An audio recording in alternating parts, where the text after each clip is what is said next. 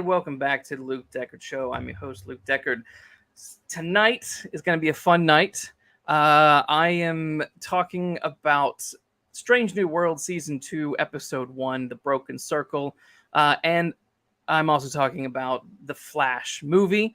The big two, two of the big things of the summer. Star Trek is back. The Flash is out. A film that's taken 30 years to make. And does it live up to the hype or does it not? We will see. And there's some people in the audience who will probably wonder if I'm going to backtrack on my thoughts because people think that I backtracked on my Mario thoughts. I never loved Mario. I just thought it was not as bad as what the critics were saying, but it was still a fun movie. I see you in the chat, Frank. Anyway, I have a guest with me tonight who's been with me a few times on Star Trek Picard topics and things and things like that. But Neil Vagg, welcome. Hello, I'm back again. You're back. I'm back to wind up the commentators with my own views on Star Trek. Yes. So why don't you let people know a little bit about who you are, your website, and things like that, and then we'll kick off. Cool. So I am one of the hosts of the Get Your Comic Con podcast. I'm also the owner and editor of the website, getyourcomiccon.co.uk. We are celebrating our 10th anniversary this year of when I first started my Tumblr blog rambling about comic books. And now we are an internationally recognized, cool bunch of people that are out here sharing our nerddom with the world and getting to enjoy a little slice of it at the same time. Wonderful. Happy 10 years. Happy 10 years. It's crazy. What a ride to go from a Tumblr podcast to being fully recognized. And not only that, having your comment on the promotional material for The Flash. Yeah. So I got to see this movie for the first time on, I think it was the 25th of April. So really, really early, considering it released on the 14th of June. And I have been lucky enough to have a quote, which is thrilling, funny, and deeply emotional in a whole bunch of spots that are on social media, on YouTube, and playing a lot on TV here in the UK. So, yes. Oh, no, I haven't seen it. I haven't seen it on TV. I have seen it on social media. I've seen it on YouTube. I have not seen it in the wild on TV, but I know it exists because people keep tagging me in it, which is really nice. Fair enough. I mean, I never watch. I shouldn't say never, but I very rarely watch live television. Me too. So yeah, like, what is a commercial? Commercials are all I see on YouTube. That's it. Exactly. That's my experience with commercials. We were even I guess some like streaming stuff in the UK does have commercials. Like we were trying to watch the show Endeavour on ITV. Yeah. And the show is a brilliant show. It's become one of my favorite detective shows. But it was annoying because it had like an hour and a half episode. But with the commercials, it pushes it up to 2 hours. Yeah. And I'm like, I'm just gonna buy the box set. Screw this. So that's what we've done. And now we've blazed through 6 seasons, 6 out of 9. Wow. So we don't have much to go. But when you're beginning maternity leave and there's nothing else to do, exactly, it's easy to do. But now the kid is here and it's becoming a little bit more difficult to sit through an hour and a half of anything, but it's still happening.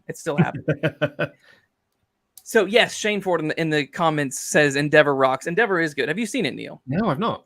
It's obviously, if you don't know, it's the prequel to the Inspector Morse series. Oh, of course. Yeah. Which is the books written by Colin Dexter.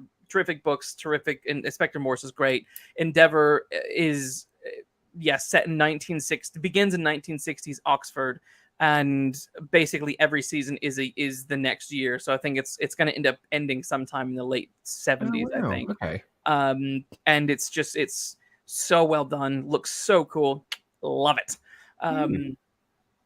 And Frank, I want my TV now in the chat says explain to the audience what the show is. I just did. It's a 1960s detective show starring Inspector Morse as a young man. And then that's, like I said, it's a prequel to the other long-running show called Inspector Morse, which I think ran for like 8 seasons. Gosh, yeah. Over a really long period of time. I think they did some, then like a break, and I think maybe they did some more, and then that had its own spin-off. And but yeah, I don't care about that spin-off. I'm never gonna watch it. But but the prequel is the prequel, and the original show. Spin off because he passed away in real life, didn't he? And they continued it with the sidekick character. I have some functioning knowledge. Yes. Shane Ford in the chat says, "Love me some mid-century murder stuff. It's terrific. It's really, really good stuff. I highly recommend it. Won't disappoint." So yeah, the topics of the night: Strange New Worlds and The Flash. I say we talk. Should we talk Strange New Worlds first? Yeah. And then we'll go through the Flash. So, as you know, Neil, I'm not. I didn't really enjoy season 1. I'm not a. On one level, I am quite the purist, but on another level, I can understand playing with canon here and there. But I think what agitated me the most with season 1 was not the cast themselves. I think all the actors are good actors, but there were certain bits that I thought I couldn't understand the reasoning for why they were playing with canon so much. I.e., having a descendant of Khan on the Enterprise. And that's an easy thing to pick on. But I think also Spock is so emotional. And that was a big annoying thing in the JJ films. I didn't really understand why or what Spock being emotional isn't interesting to me. Spock being unemotional is interesting to me. I liked Pike, and I've always liked Pike since his introduction in Strange New Worlds. I like Rebecca Romijn as number 1. There are bits that I have enjoyed, but on the whole, like what they've done with the Gorn, turning them into a quasi alien thing, but also I don't understand introducing them now when First Contact is with Kirk. It's really weird things like that I'm like, I don't really get what you're doing. And as I've probably mentioned in the past, there are things like what I call like the Gilmore Girl effect, where there's rapid fire dialogue that's just a bit cheesy, and there's a lot of like quirky 20th, 21st century quirky dialogue, quirky back and forth, witty bits that if you go back and watch any other Trek, it's not there. There's tons of humor, so I don't think there's, when people say Star Trek shouldn't be funny, there's a ton of humor in Worf, Data. Spock is incredibly funny. He has some great zingers with McCoy in the original series and in the film. So there's ample room for comedy in Star Trek. But I think it's So those are the bits that sort of irked me and kept me from watching it. And I've tried lately to go back and watch Discovery, and I finished season 3. Which, as you know, as we've chatted on DMs on Twitter, it's a mixed bag for me. I wish so badly that Discovery just didn't take place in the 23rd century, and it was just set way far in the future, because you have more space to do whatever you want and mold and change things. And when I found out what the root origin of the burn was, which, can we just stop a minute and ask, why did they call it the burn? Because the show was already called STD. Yeah. Like, come on, guys. Your acronym is STD, and then your big thing is the burn. Like, was that an inside joke? Maybe it was. It's kind of funny if it was. Yeah. But yeah, the big thing was that all of the dilithium in the entire universe, I guess, or at least that quadrant, just blew up in an instant, and it was just because some youth on some planet was really angry and had some sort of power that made it happen. The irony of all that is, in Trek history, we know that's not like you can recharge dilithium. They did it in Star Trek 4. They went and took nuclear energy and recharged it so they could go back in time. So, and also Wesley Crusher was doing things on the Enterprise D in TNG to sort of toy with this. So it was a weird thing to forget that that's not really that's not how that resource works. And that's kind of what destroyed the Federation. So it's a weird, it was weird to me. But I guess here we are. Strange New Worlds is back with season 2. You've seen the first 6 episodes? Yeah, I have. Cool. But we're only talking about episode 1, so don't ask him questions about the other episodes because he can't talk about them yet. I might drop a nugget or two. You never know. Yeah, but I can't say much. yes. Joey Chaz in the chat says, "I just saw The Flash. It was great. We will get to that shortly, Joey." So Strange New Worlds is back. This first episode, The Broken Circle, I didn't hate it. But it's a bit like The Flash. Didn't hate it, didn't love it. There were bits in there that were sort of questionable. But other bits that I thought, well, okay, that was kind of neat.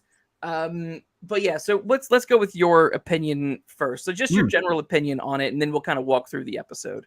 I really liked it as a season opener. I thought it was going to start with what is actually episode 2, which is and it's not a mystery for me to, it's not a spoiler for me to say this, but episode 2 is the trail of Una. That's where I expected it to pick up. Yes. So for them to come out of the gate with a more action-orientated episode was really surprising. Had not anticipated that at all. I thought we'd go in heavy with a courtroom drama. So I appreciate the idea of coming out with something a bit more action-packed. So I appreciated it, but there are a couple of odd decisions for me in there as well, which I'm interested to see if we line up on some of the creative ideas behind this one. Yes. I do feel like there is an abundance of retconning even within between Discovery and Strange New Worlds. They're retconning it within themselves now, and it's sort of weird. We're slightly realigning. Yes. Particularly with Klingons. Yes, and that is a strange change given how dramatic their introduction was in Strange New Worlds, but we'll get to the Klingons. So I was kind of bummed that Pike was barely in this episode. Yeah. Anson Mount is probably my favorite actor on the show. And he comes across like a Starfleet captain that I could picture in TNG or in that he fits that mold quite well. So him not being in, I was like, he just like really vanishes like super quick. And then there's I thought they'd at least pick up on what he was doing along the way while the Enterprise was off on their mission. So that was weird. What did you think about Pike just disappearing? So there's somebody on the internet can feel free to correct me on this, but I can't quite place in my head where we are in sort of post-pandemic, not quite unlocked life when production starts on season 2. Because they were, if you listen to what some of what they've said in interviews, they were roughly around halfway shooting season 2 when season 1 first aired. And I presume when they talk about first airing, they mean the US, not when it came internationally, because obviously we were way behind. Yes. So I feel like they may have started production in a bubble, and that there is something. There's 2 ways of looking at this. In one way, across the 6 episodes that I've seen, season 2 has a much greater focus on the ensemble cast across the board.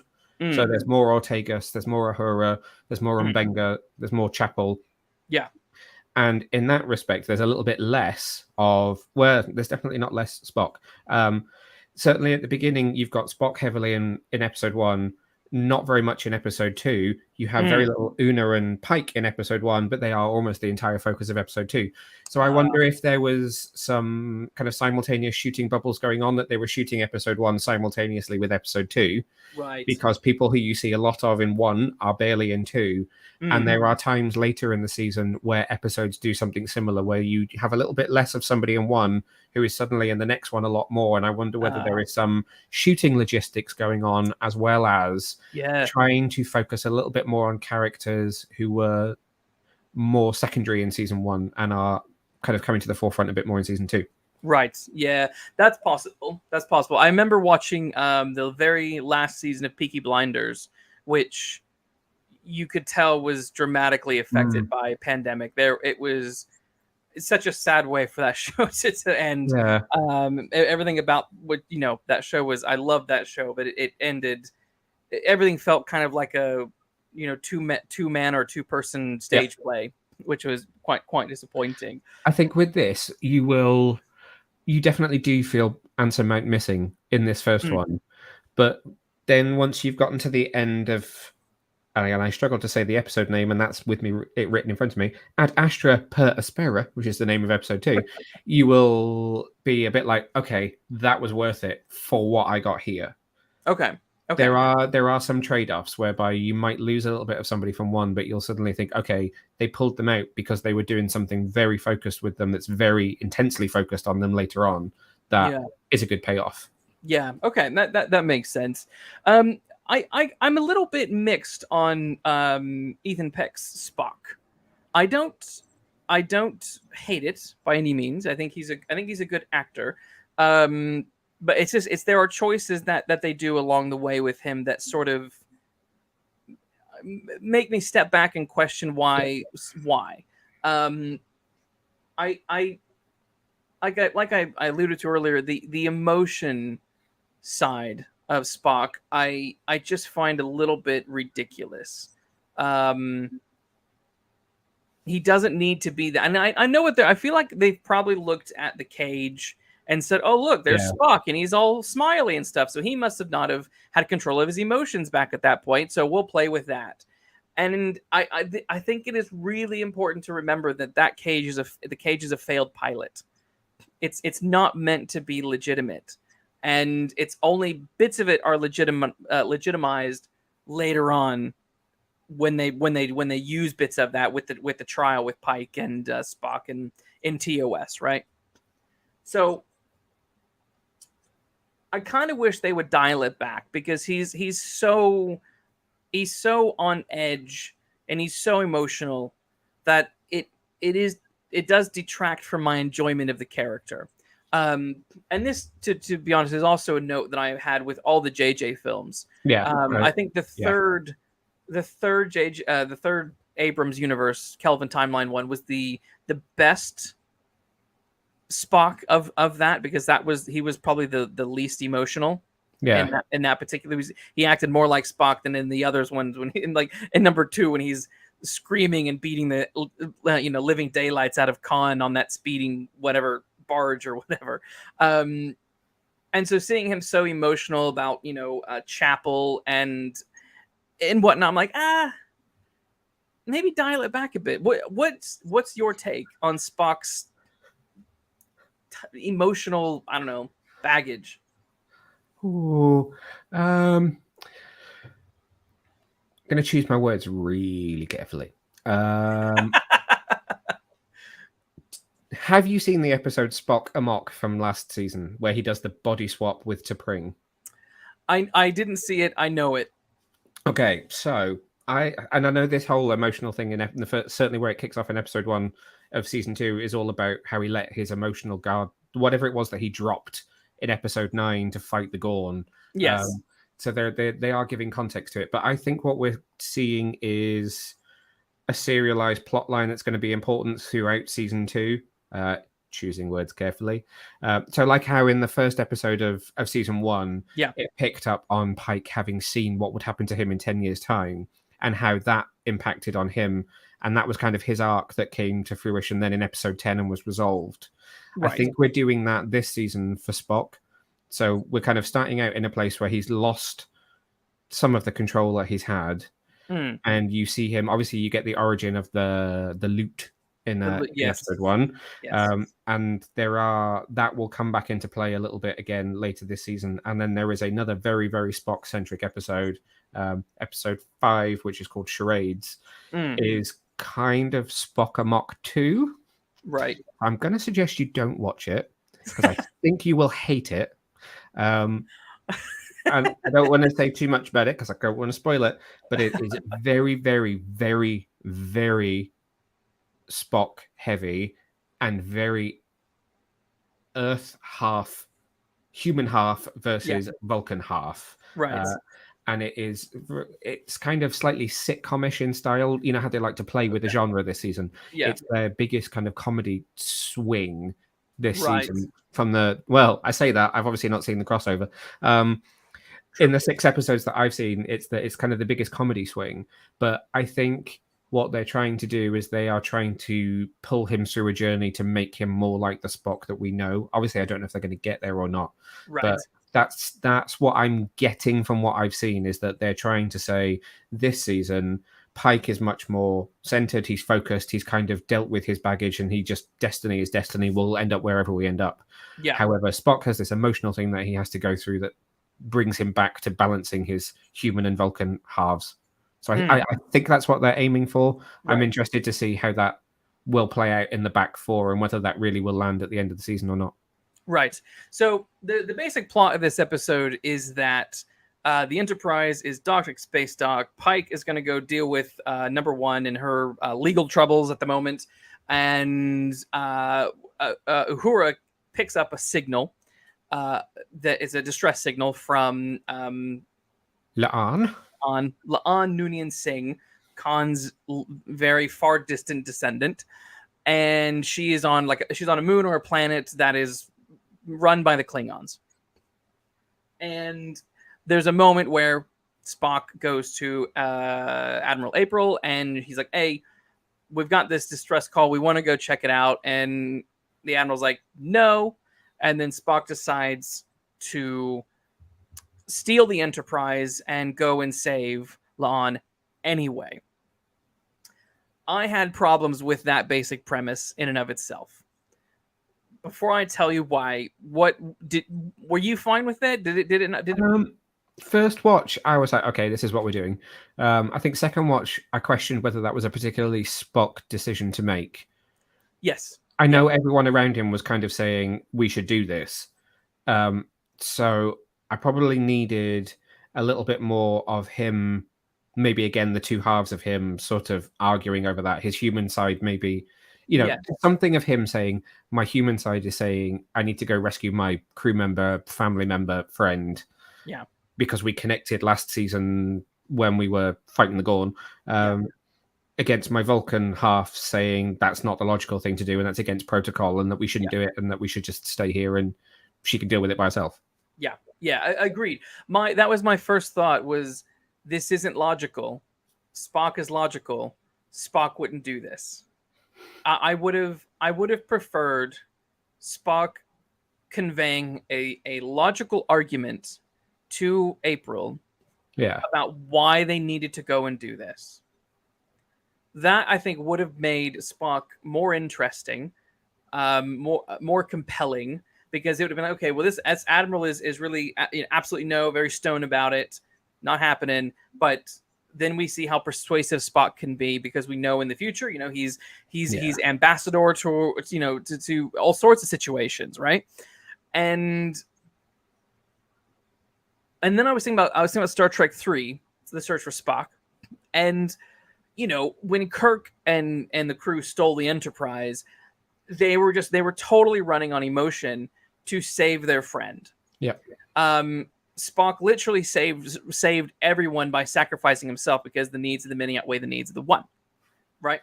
So risking the Enterprise, risking the crew for just La'an didn't seem a good enough reason to just steal the Enterprise and go. Which is why I think they could have written a better hook to kind of instigate the Enterprise going and being ordained for that mission, instead of this sort of rigmarole that they did with creating a problem on the ship and then leaving space dock and then just taking off.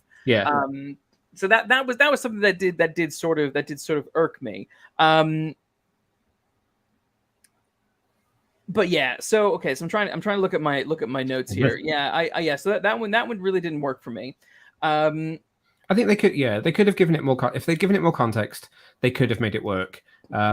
It works if you're kind of following the pacing of the episode, so it doesn't kind of, I guess maybe to have pulled back on it a bit would have altered the pacing, but character-wise, it's slightly out of place. Yeah. And then what were your thoughts when they arrived at the Klingon planet? Because they just sort of, I felt quite jarred when they were suddenly all on the planet, all with La'an. and she's like exposition queen in that moment, just telling them everything about these bad guys that we never see. And I'm just like, whoa. Where's like the 3 scenes that need to go before this? Like, we see her drinking with the Klingons and having a drinking game, and she doesn't really seem to be in any danger. No, at all. It's quite a good time, actually. Yeah. And then when they arrive, there's no sense of danger to the Enterprise and the crew, which to me was sort of strange. I thought, isn't that going to be part? I was thinking if this was a TOS episode, like that's, I don't know, like that episode where I can't remember the full details of it, where Picard meets Ro in a bar. Right. And they're trying to convey information while pretending to be romantic. Like there's a sense of danger if anyone in that bar realizes they're Starfleet officers, like, there's a big brawl shootout going to happen. Yeah. And I kind of expected something along those lines to happen. And when it didn't, I thought, where's the drama? You've got this drama beat that you've just ignored. Which was weird to me. I don't know what yeah, you are right. They are suddenly. It's very easy that they're suddenly all there and that they found her. Yeah. Given that she's kind of somehow sent this secretive signal, we don't see her doing that. We don't see her reaching out to them. She seems to be okay, and then also calling them. So there is a bit of a disconnect there between those two kind of plot elements. So I wonder whether there's something about episode being trimmed down for time or something that just didn't work. But there is a jump there, and nothing about kind of who's going on the away mission, because we've basically brought everyone down. So the whole crew. Who is left running the ship at this point? So I wonder whether this is one of those moments where they thought they were onto a great idea and they got all so excited about, we're going to get everyone involved, everyone's going to be there, this season's going to be this whole thing where we're going to get the ensemble more in it, and did they just get slightly caught up in what they were doing and sort of run ahead of themselves slightly? Maybe I probably, because again, when I and I don't want to, I'm probably going to compare this stuff to old Trek quite a bit, but in a way that, like, in older episodes or older series, there would be moments where, if Picard will be on the ship and he'll be doing stuff on the ship. Riker will be on the planet doing Riker things. Geordi might be in engineering doing the engineering things, and then you have a story A, B, and C. Yes. And they're all intertwined and they're all leading towards something, leading towards the finale. And I thought, Uhura and maybe other people on the ship should have been, a few people should have been on the ship doing something ship related, while the others a couple of people were on the planet. And because really the only sense of drama really happened with Chapel and Dr. Mbenga. Other than that, like Spock, there was a brief bit of drama with the Enterprise at the end, but we'll get to that shortly. But yeah, so that sort of bummed me out, because I thought, in terms of things that I liked, I mean, I can't knock this show for its production value. It's great. It looks great, and I appreciate that they've done a decent job, at least honoring the look of the Enterprise under Pike's command, with the little little spikes that come out of the nacelles and stuff like that. Like the ship looks pretty decent. It could be a little bit brighter, but it looks decent. The uniforms all look good. They look quasi like they look like a slightly tweaked version of the TOS uniform. So there's a lot of stuff that I do like in terms of the visuals. But for me, it always comes back to the narrative. My writer brain is always asking why have we chosen to do this? I'm not sure this certain thing makes sense.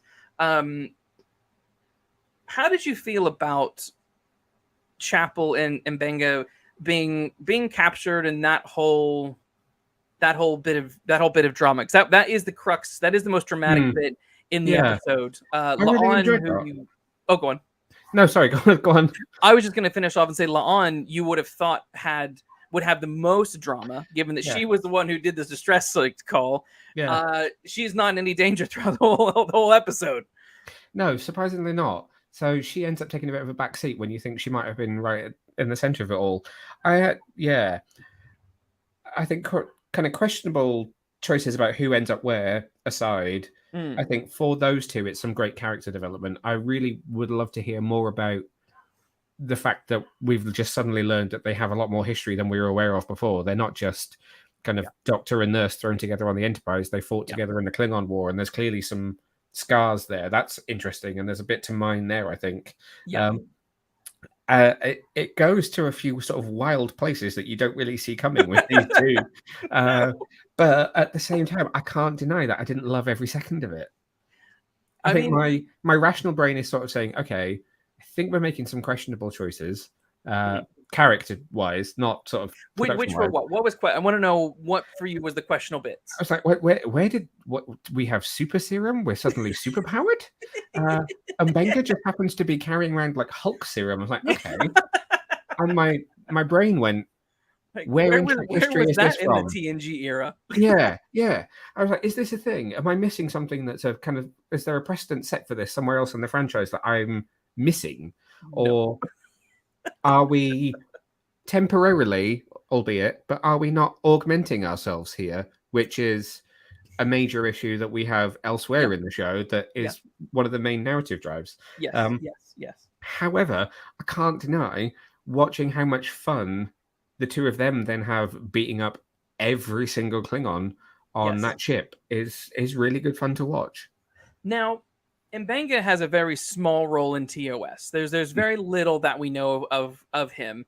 The way that the two actors in TOS and in Strange New Worlds present themselves is wildly different. Yep. I don't really know why they've done that. I don't think there's a real. I don't think there's not a justifiable reason if this is meant to be a legitimate prequel to TOS. Yeah, one is not heading in the direction of being the other. Yeah, which is a point I will discuss a little bit later. In the chat, some people are talking about Ezra Miller and the Flash, and if it's good and it's bad. We're going to talk about the Flash in a little bit, so just hold on to your butts. We're just going to finish off our chat with Strange New Worlds season 2, episode 1. So I because we don't know much about M'Benga, in TOS, I didn't mind the idea of him fighting the Klingon war. I didn't mind the idea that he might have some sort of crazy serum. Where it breaks down for me is Nurse Chapel, because there is no way in hell that this Nurse Chapel ends up being Nurse Chapel in TOS. It's just far more empowered. Yes, and I will admit that Nurse Chapel in TOS is not really a character. She's just someone who's there. Yeah. Still, she did convey enough of a personality that you would know where to go with that personality. Chapel wasn't a witty, snarky 21st century woman, who's loves, I don't know, watching New Girl, which is really what I get from this particular Chapel. What I really would like, honestly, is if just Chapel doesn't need to be there. Just make that actor a new character.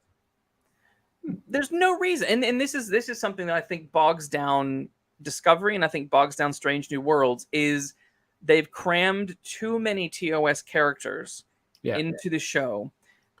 And by doing so, all it means is that you are always running the risk of not paying enough attention, and I want to say it's shattering might be an extreme word, but like shattering canon in certain instances where you think of Enterprise, you think of, I don't know, Deep Space Nine, all those others.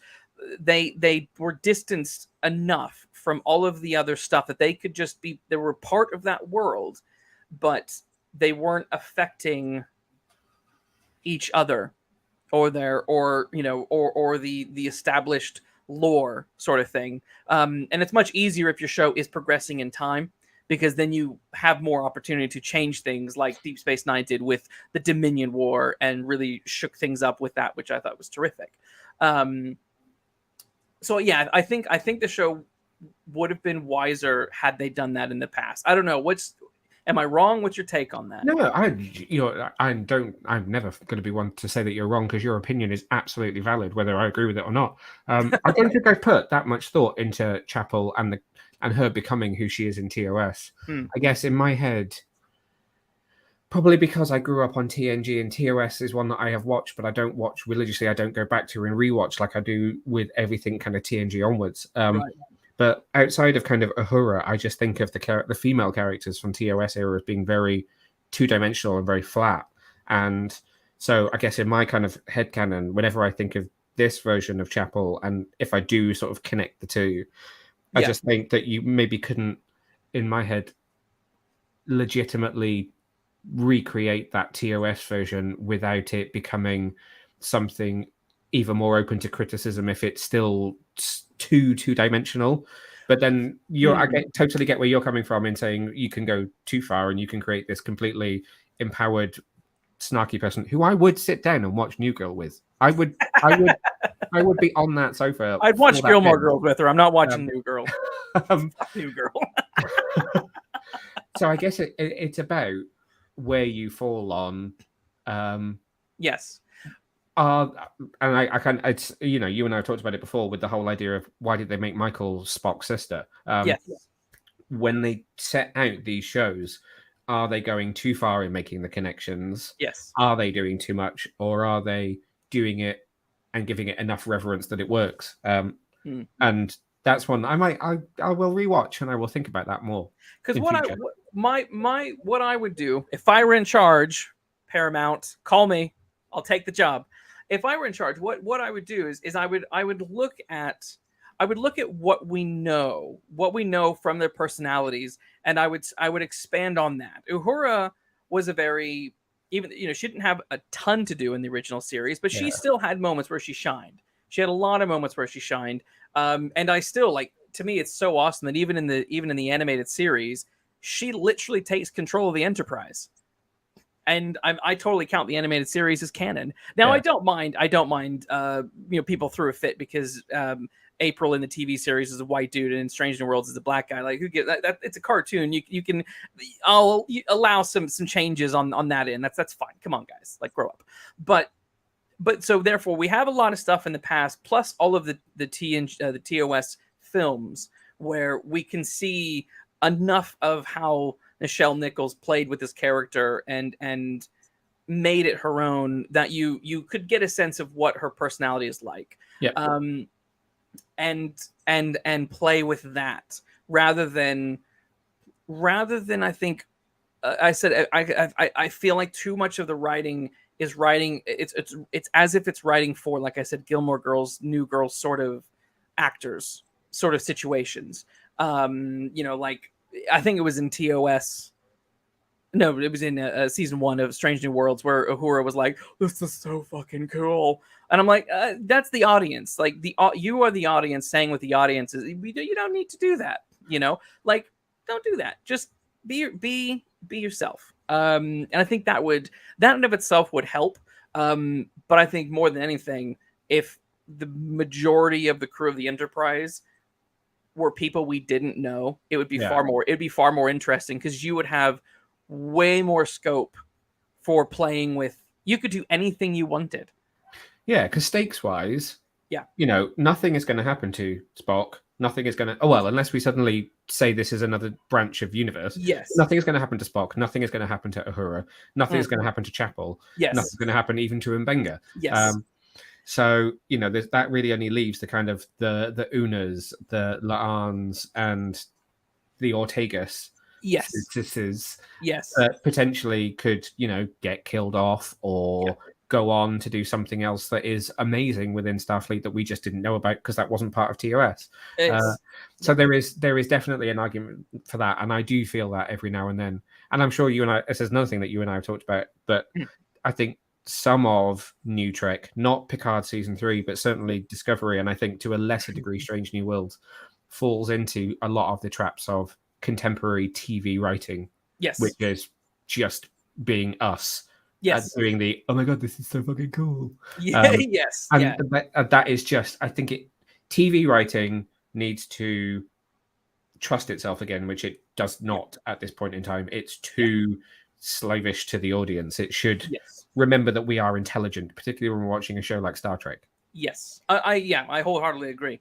I think trust your audience, and that's what I loved so much about Picard Series 3 was it trusted the audience. And when it did cool stuff, like I totally I acknowledge that the Enterprise D flying through the Borg cube, physics wise, is impossible, not going to happen. But you know what?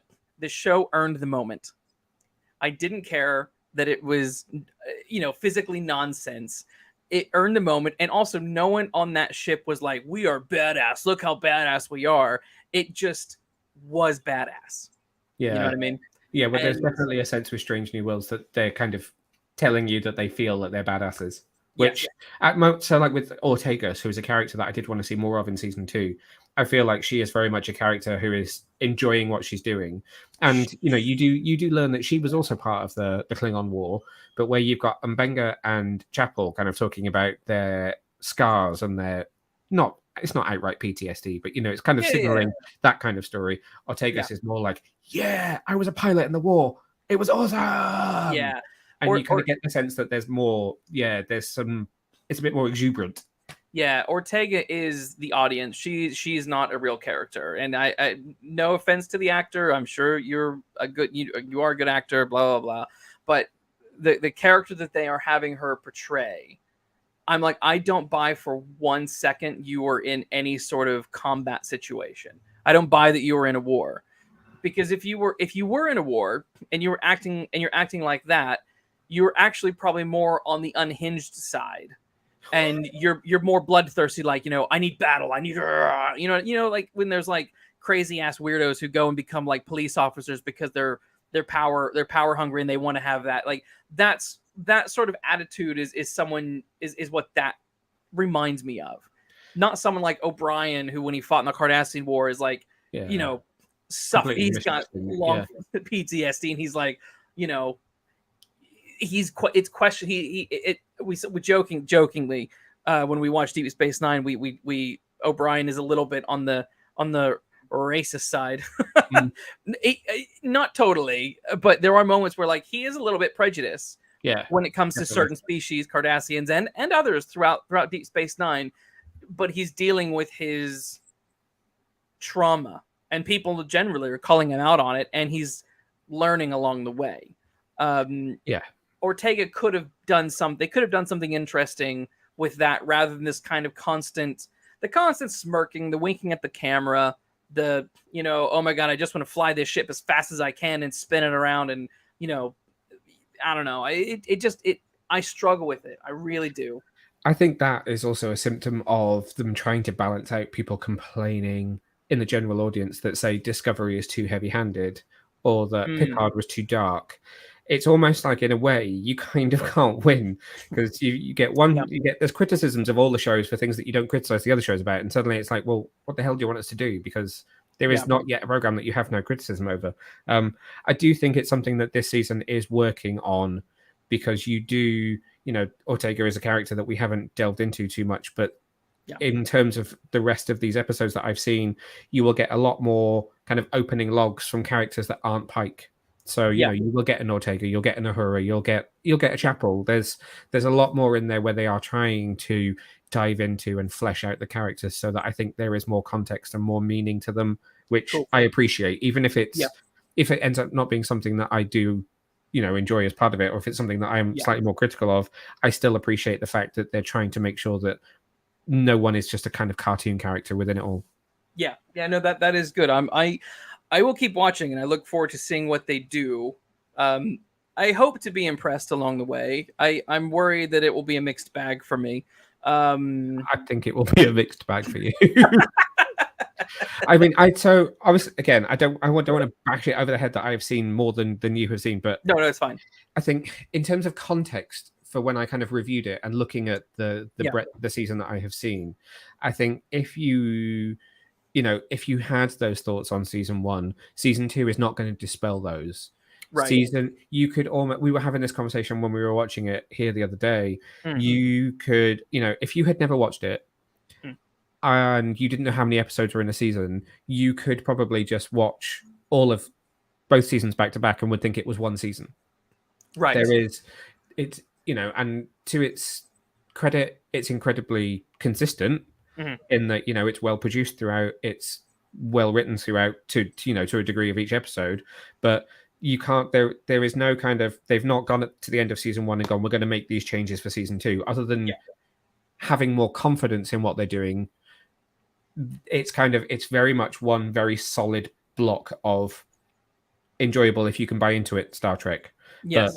But there's no kind of change up in season 2 that would make you change your opinions that you might have formed in season 1.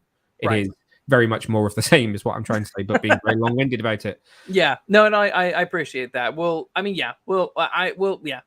We'll see what happens. So, okay. The other thing that seems to be a recurring gag that to me is a little bit way too winky is the thing. What is what is your thing? You picked up on this in the trailer, so I was waiting for it. Yeah, that joke wasn't funny. It wasn't funny in the trailer. It wasn't funny in the context of the show.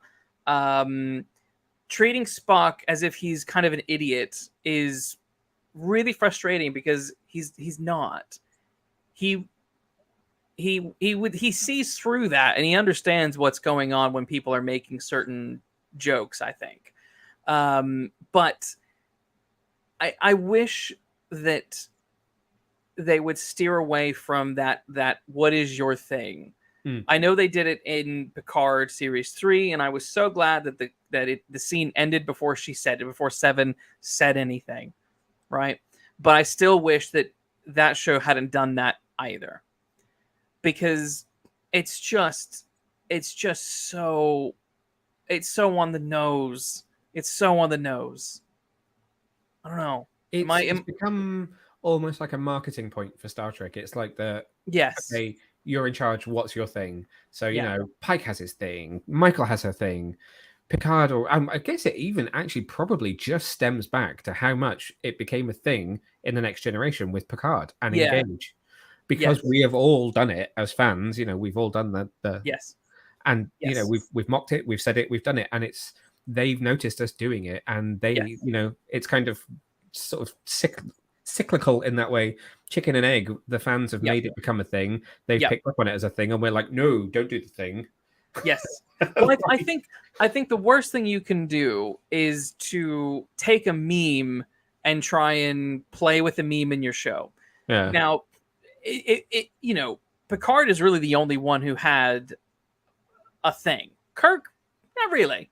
He said take us out a couple of times, maybe once, maybe twice. Cisco didn't have a thing. Janeway didn't have anything on the Defiant, did he? No. Just let's go. Disengage docking clamps. So that's his thing, I guess.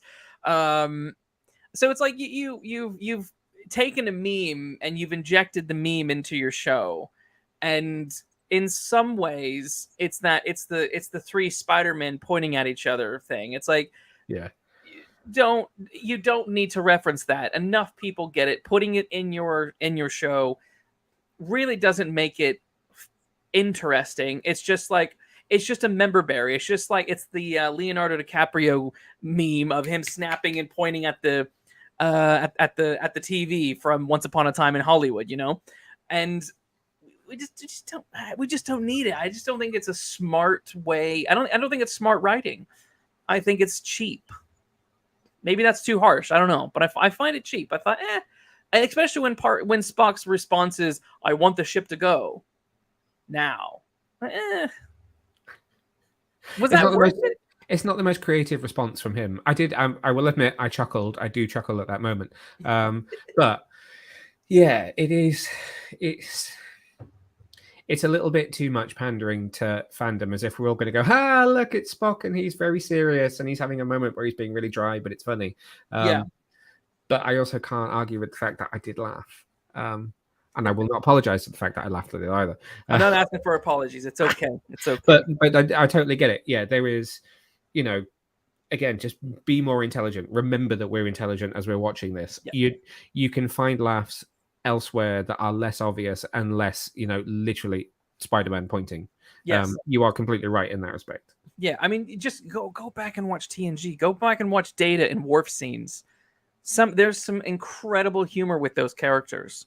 Legit, just great humor. There's tons of humor between Odo and Quark in Deep Space Nine. There's really great stuff. There's tons of humor, tons of good humor that you could look at to sort of get the inspiration that you need. I think you do get nuggets of it. I think Pelia is a character that you will find. Pelia will bring some of that slightly more classically Trek quirky humor in. Is that the Carol Kane? Yeah, who people will struggle with her accent because I don't quite know what she's doing with the voice, but she is that kind of Neelix weird, love it or hate it. You'll eventually. What's that? I hate Neelix. Exactly, but that's the thing. It's that kind of character that exists at certain points in Trek history that people either absolutely love and adore or they hate. Yes. And she's going to be one of those, but then you will find that the kind of brand of humor around her is that slightly more just kind of subtle than kind of clubbing you over the head with it. I think TOS and Deep Space Nine are the only two Trek shows where there's not a character that I hate. And TNG, I hate Wesley Crusher. He can F off. God, he's annoying. In TNG, in Voyager, absolutely, it is Neelix. He is very, very annoying. And Enterprise, honestly, Captain Archer is really annoying. He irks the bejesus out of me. I think because I see the actor. What's his name? His name is Scott Bakula. Scott Bakula. I see Scott Bakula doing Scott Bakula, and I don't see whoever this Captain Archer is, and that was always a struggle for me. So yes. Anyway, back to this. Towards the end of the show, all is fine. They avert this big. The big drama is that the Syndicate is going to on this Klingon planet are going to try to reignite the Klingon War. Blah blah blah blah. I thought that was kind of a silly, boring idea to do. They could have done something a little bit more interesting, a little bit more nefarious, I think. But war, money, profit. We all saw The Last Jedi. We all know that plot. Move on. So anyway, they avert that situation. Spock makes amends with the Klingons. Now let's chat Klingons real quick. There's two more points. There's Klingons, and then there's the conversation with Admiral April at the end. There's no way you're going to let that slide. Nope. But yeah. So the Klingons. What I want to know is how are they going to explain Discovery Klingons that are just giant monsters suddenly reverting to Klingons from Star Trek the Motion Picture and onwards, while still ignoring Klingons from the TOS era. Because Klingons from the TOS era, that's the explanation that you got from Worf in Deep Space Nine, wasn't it? That it was the virus. Yeah. Yes. So I don't think they're ever going to explain the Discovery Klingons to these Klingons. There's no point. I think this is exactly as it was when Discovery came out. Discovery was not going to be connected to anything. There was no grand plan for this to be a start of a new Trek universe. It was, we just want to try Star Trek again on TV. Let's try a slightly different aesthetic. Let's amp things up a bit. Let's see what we can do. And then they did it. Clearly people didn't really like it. They couldn't backtrack because it was still, it's the same show. It's only one season later. But they've rested them. We've not seen them since season 2 of Discovery. So we're talking 2 to 3 years since we've seen them in any Trek show. Yeah. Set in that continuity or, in that period of time. So they've just gone, let's just shift it back because we are now saying that this is kind of the original continuity. Let's just put ourselves in line with it. And I appreciate that because I do think the Klingons in Discovery looked very rubbery. They were stupid. You know what? I take it back. I'm being harsh. They weren't stupid. They would have been fine as some other race. Yeah. They did look rubbery, but some other race would have been fine. But given that they tried to recreate them as well, but they just always ended up getting cut out, didn't they? They're deleted scenes in both his first Star Trek and Star Trek Into Darkness. And in all fairness, even Star Trek Enterprise suffers from this problem where they brought in Klingons and they used the motion picture style. That's what we're used to. And so look, I'm not just bashing. I want people to know I'm not just bashing New Trek. It's a sensible question to ask, just because you've already set in the show that this came from that they have a drastically different look. But Yes. yeah, I think it is 100% that Discovery became successful, which maybe they never expected it to, and Yeah. I presume they never expected it to spurn a whole franchise of shows again, and they went, okay, Yeah. should probably undo that. Yeah, I think so. I'm glad they at least went that route Yeah. rather than keep those bizarre those bizarre Klingons from Discovery. I would rather have the question of why are we still ignoring this, but at least they look like TNG Klingons than anything else. It's just going to be really strange for people when they are newcomers to Trek are watching Deep Space Nine for the first time, and then or TOS, and they see those Klingons, and they see Discovery Klingons, then Strange New Worlds Klingons, then they watch Deep Space Nine and they go back and Worf explains why they look like that, and then it's going to be messy for some people, I think. Let's talk about the Gorn. So they still exist. They are still a threat, apparently. It makes no sense for those listening who don't know what I'm talking about. The Gorn are the big lizard creature that Kirk fought. There's all the memes, all the pictures out there. Fights him in the desert, and the whole purpose of that episode, which is called the Arena, is Kirk is fighting this giant lizard monster. He thinks this thing is just a killing machine. Then what you find out towards the end of the episode is that the Gorn the Federation is encroaching on their territory, and they are just fighting for their territory. And the Gorn aren't just mindless monsters. It is you have the aesthetic of, oh, this is a monster, but then at the end, subverting your expectations. Oh, it's actually, there's a conscious behind this monster. There is a soul there. And that was a cool, interesting thing. And Kirk was like, "Oh, sorry, my bad. We're sorry. We'll go. Bye." And there you go. And that is first contact. That is the first time. Apparently no. And this is what's bizarre is the TOS, they know nothing about the Gorn. It is literally meant to be the Starfleet's, the Federation's first encounter, as far as we know, with this race, or they would know that they're encroaching on their territory. Particularly given that there are people on that version of the Enterprise who are on this version of the Enterprise. Yes, so Spock should know, Chapel should know, Uhura should know. Who else is there who should know? Other people. There are loads of people there who should know. Oh no, that's the Gorn. That's the Gorn. We know them. And Kirk's like, he should be like, oh, okay, fine, right?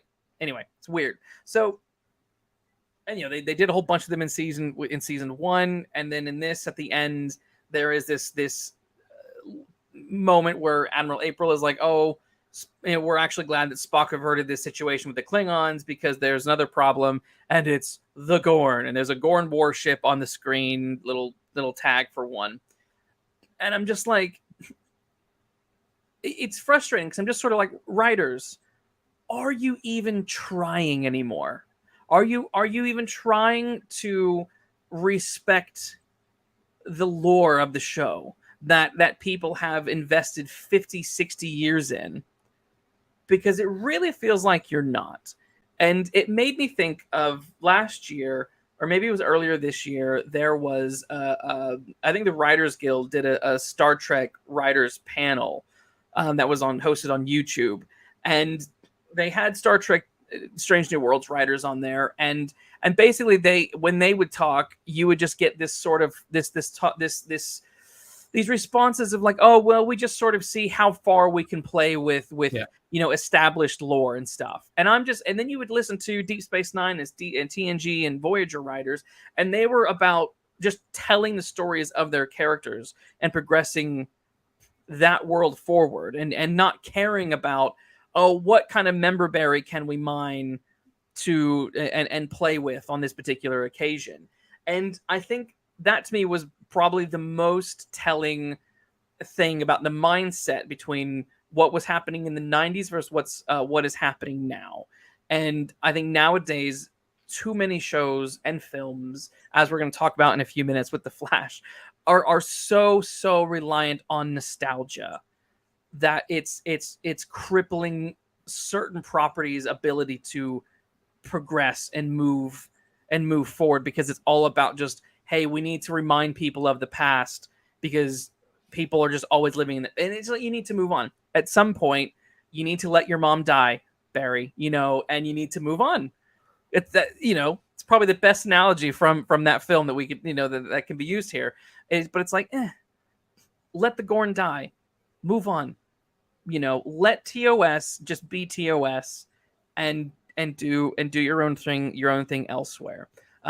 Which I can kind of give Discovery props for at least attempting to do that.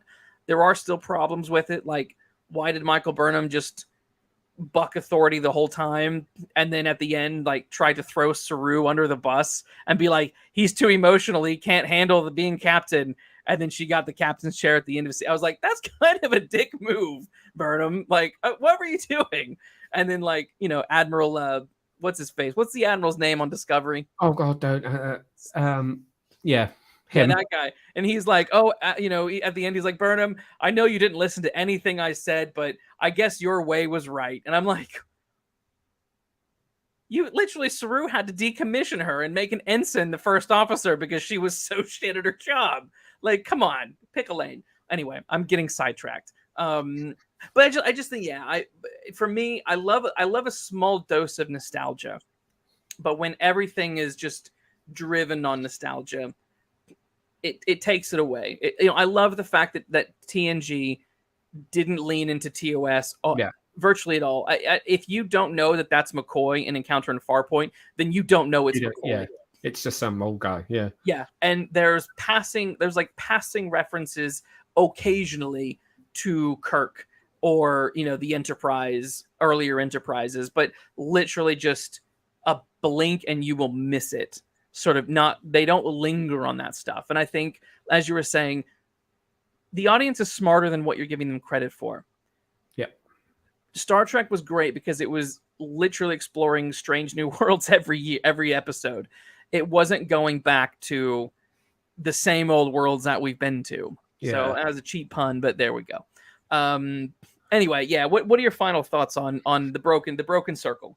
Yeah, the Gorn thing is definitely going to be problematic. Apparently, where did I read it? I think it might have been trekmovie.com, free plug for them. Have got an interview coming up with the showrunners where they've just gone to address that and say, why? Because this feels like stretching canon. And I think it is. I think the reviews for this season from the screeners have been great again as well, saying, this is similar to what we saw before. It's more of the same. It's well produced. It's fun. It's much more old Trek than some of the other shows. But I think you can see a throughput on a lot of the reviews saying, well, actually, are we starting to stretch canon a bit too far? So I wonder whether that's something that they're going to pick up on. Broken Circle, I enjoyed. I've watched it, I think, 3 times now. And similar to you, there are a few points which I think I'm not sure if that was the right choice, but overall, as an episode, I really enjoyed it. Yeah. I will say it is a rather inoffensive episode, I would say. I mean, there were things I don't like. There are things that they've set up that are going to continue to mess with canon, but that has already been set up in season 1. So so there are bits in there. It's a rather inoffensive episode. I didn't love it, didn't hate it. I want to see what happens. But I think another thing that Star Trek just should have done from the beginning when they announced Discovery is just say, hey, hard reboot. Discovery is the new number 1. We're going to go back. We're going to the beginning. We're going before Kirk and Spock, and we're going to just see where we go.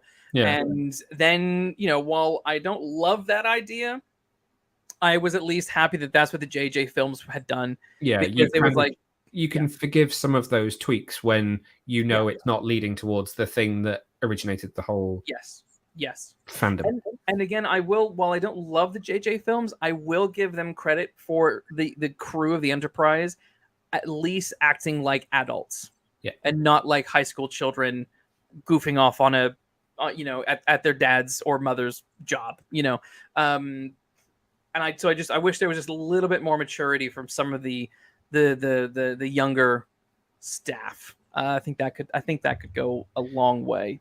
I think you will really appreciate a couple of good episodes this batch. Yeah. So the whole courtroom stuff in the next episode is great. It's really deep.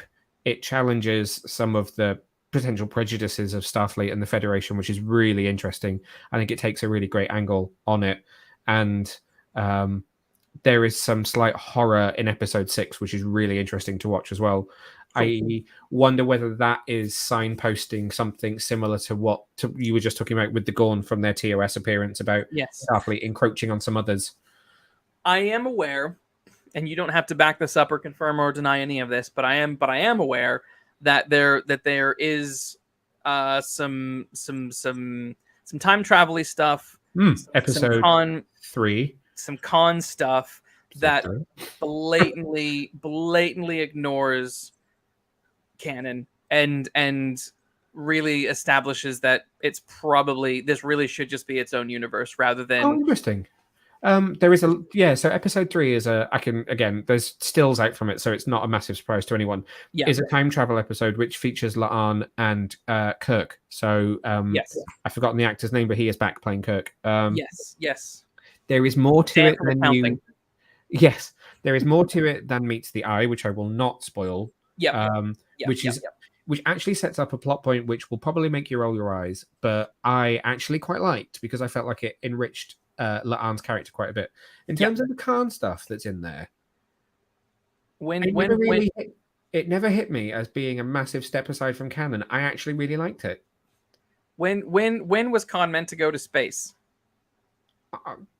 Don't ask me that now because I'm not going to be able to answer that question. 1996. Oh, and what year are we? Okay, so he ruled a third of the Earth. Okay. Well, this Khan definitely wouldn't rule a third of the Earth at this point. Yeah. So interesting. So we're sort of suggesting, is this like how season 2 of Picard shifted the eugenics war in terms of time period? I think so, which is just also like, why? I suppose it's that whole idea of contemporary TV writing and what was now in the 90s should still be now for the audience because we're supposed to see it as now. Yeah, and also the problem is in addition to is that like Trek isn't our future. Yeah, it's a future that some other future that's happened. It's just so we don't need to worry about it. It's like when you like that. That's one of the things I loved about Blade Runner is that they never tried to. I mean, they did sort of retcon the year a little bit, and it's but it's 2019. Yeah, and 2049 is just like they just kept it going. Yeah. They didn't try to pretend like 2019 was actually 2119 or 22. They just like this is this world. Yeah, go with it. Star Trek needs to have that confidence again to just do that. Shane Ford, go on. What I will say in defense, because I'm going to be the defender, is it feels like a non-issue when you watch it. If obviously I wasn't cognizant of it as I was watching it year-wise. I think if you are not cognizant of it, it's not an issue. Yeah. I can see that, and I can see that with a lot of people watching it because there will be a ton of the audience who's just watching it week by week and just enjoying what's being given to them, and they're not diving in and following the timeline rigidly and religiously. But there are a huge proportion of fans that do that, and they're the ones that are keeping your show going because they're the ones who are buying your merch. They're the ones who are investing a lot of time and a lot of money into it. So I do think there's a bit of you need to be mutually respectful. Yeah. The fans need to be respectful, but also I think it is the show, whoever is in charge of the show, it is also their responsibility to shepherd it well. And I think Rick Berman, even though he can be a bit of an a-hole, I think he did a pretty good job maintaining a continuity from TNG through Enterprise. Even though Enterprise, I think, is probably I would probably rather watch like Discovery over Enterprise because I think Enterprise is kind of a boring show. Totally agree. Even though it's like it fits well within canon mostly, except for that future where they go and they see the Enterprise F, and that Enterprise F is what do they see? The Enterprise J. It's remember I've showed you a picture of it. Oh, it's such an ugly ship. That's not canon. That doesn't exist. Anyway, let's move on. Well, one comment in the chat is Shane Ford says thoughts on Lower Decks. I thought it looked terrible, but have heard people say it's good. Love it. Love every single thing about it. Absolutely adore it. Biggest fan. One of my favorite treks of all Trek. Yeah, it is fun. It is. I'll be annoying here and say while I consider the animated series, the TOS animated series canon, I don't consider Lower Decks as canon. But it is genuinely really fun. There are bits of it that I think could be considered canon, but it is fun. It's because it's a cartoon, because it's a bit silly, it's a bit Rick and Morty-y. The way that it plays with member berries and stuff like that are a little bit more fun, and I'm way more forgiving of that. I do like it. I like the characters. I think those characters, even for a hyper comedy that it is, feel more like Star Trek characters than some of the ones in these shows that we're watching. So it surprised me. I never thought it would be something that would work. And I then never thought that I would love it as much as I do. Yeah. But like at the moment, we're rewatching it for about the 6th time, and every day we're just like, how long till new episodes now? Because give me. And my wall is crying out for like a Boimler. I need a Boimler action figure. Someone just come on, a Boimler. Do it. Yeah, there are good moments. There are good characters. There is some really good comedy, really good humor, relatively smart humor. I would say in it, than smarter than what I think some of the other shows managed to do. I have to shout out Prodigy as well, which I know I've talked to you about before. Yes, but I've not seen it, so I can't comment. Yeah, just in case anybody hadn't even thought about it, because it really is the Nickelodeon Trek. Yeah. Still fantastic storytelling, and really is. It's probably more canon than Lower Decks because it directly impacts on Voyager and directly, I think, will impact probably somewhat on Picard as well, and will have a slightly bigger impact on that period of time as well if we see more of that in future. But it's so wonderfully written and is definitely for adults as much as it is for kids. Yes. Psycho in the chat says Shawshank Redemption versus 2001: A Space Odyssey. I don't know. How long is a piece of string? I don't know. Those are so like.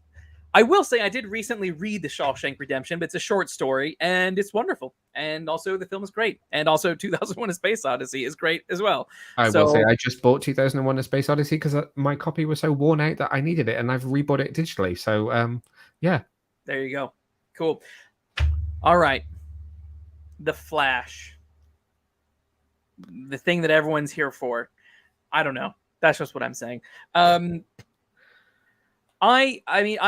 did a big rant about The Flash on I Want My TV Now's YouTube channel Friday night, which was a lot of fun. We broke it down. I don't think we'll go into that much detail, but we'll I think you and I, Neil, will pick up on certain points of the film. We don't need to go through plot by plot, point by point detail of it. But it's a it's an interesting film for many reasons. What's your initial take on The Flash? So I have seen it 3 times. 2 of them were the unfinished version. One of them was the final version. Yes, you can. What were the endings for the versions you saw? Okay, so I've not been allowed to talk about this since April, and I can now. Okay. So both times I saw the unfinished version, the final scene before the end credits is the I think we talked about this before. So when they shot that scene, they shot it at St. Paul's in London. I recognized that straight away. Oh my god! I was like, Miller, exactly. Walked out of the courthouse. So the way they shot it, Ezra Miller walks out of the courthouse, talks to the press with Iris, takes the phone call. The car pulls up. Michael Keaton gets out, and Sasha Calle's Supergirl lands behind, and they very much have a group conversation.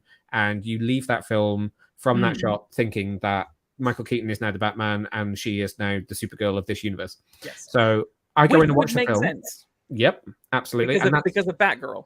That was the way it was shot, and that's the way it would have gone. and would have fit with Batgirl and would have fit with what they had originally shot for Aquaman and the Lost Kingdom. So when I see it the first time, Barry walks out the courthouse, talks to the press, walks down the steps, cuts to a reshoot, which has been polished since the first time I saw it, which is now Ezra not in St. Paul's, but on a plate of St. Paul's in the background, but green screened in. Yeah, Takes yeah. the phone call. The car pulls up. You see the leg of the person get out of the car. Cuts back to Barry, who says, "Who the?" And then it just cut to black, and that was it. That was all I saw. So no end credits, no credit scene. Okay. So you did not see the person who got out of the car, and you did not see the mid-credit sequence, which features another member of the Justice League. That was not shown to anyone whatsoever outside of the studio until the 12th of June. That was the first time anyone in the world outside of the studio saw those scenes. Okay. I will say because they used that they used the green screen St. Paul's scene in the final film, and it's polished, thankfully. If that's polished, fuck me. I was like, we are on it. I was like 2 seconds ago, we were blatantly there. Now we're not. Yeah. Why? Oh my God, why? Frankly, so that scene has been shot 3 times.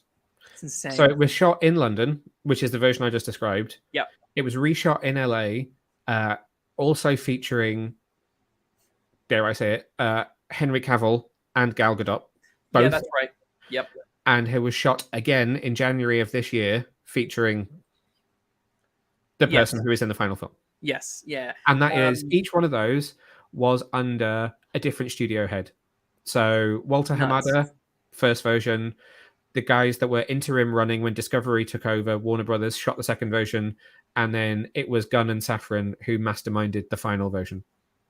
Jeez. It's nuts. It's nuts. Which of the 3 do you prefer? I would like to see the other 2 fight their final versions. I actually will say that I like the version that's in the final film. I would like to have seen it polished better than it was. But in terms of content, I am happy with this, knowing what we have coming up. And by what we have coming up, you mean? By that, I mean Superman Legacy and a reboot of the franchise. Yes. So, okay, question. Yep. It's funny because we're talking about the end of the movie before the beginning. Sorry, folks. This is just what you're getting. Oh, by the way, hello, Biffer. Shane 4 is like, bruh. Frank is lukewarm, and frankly, I probably said that, or we said it yesterday. Shane, they should have continued to not show it after the film came out. The mastermind is a bit of an overstatement.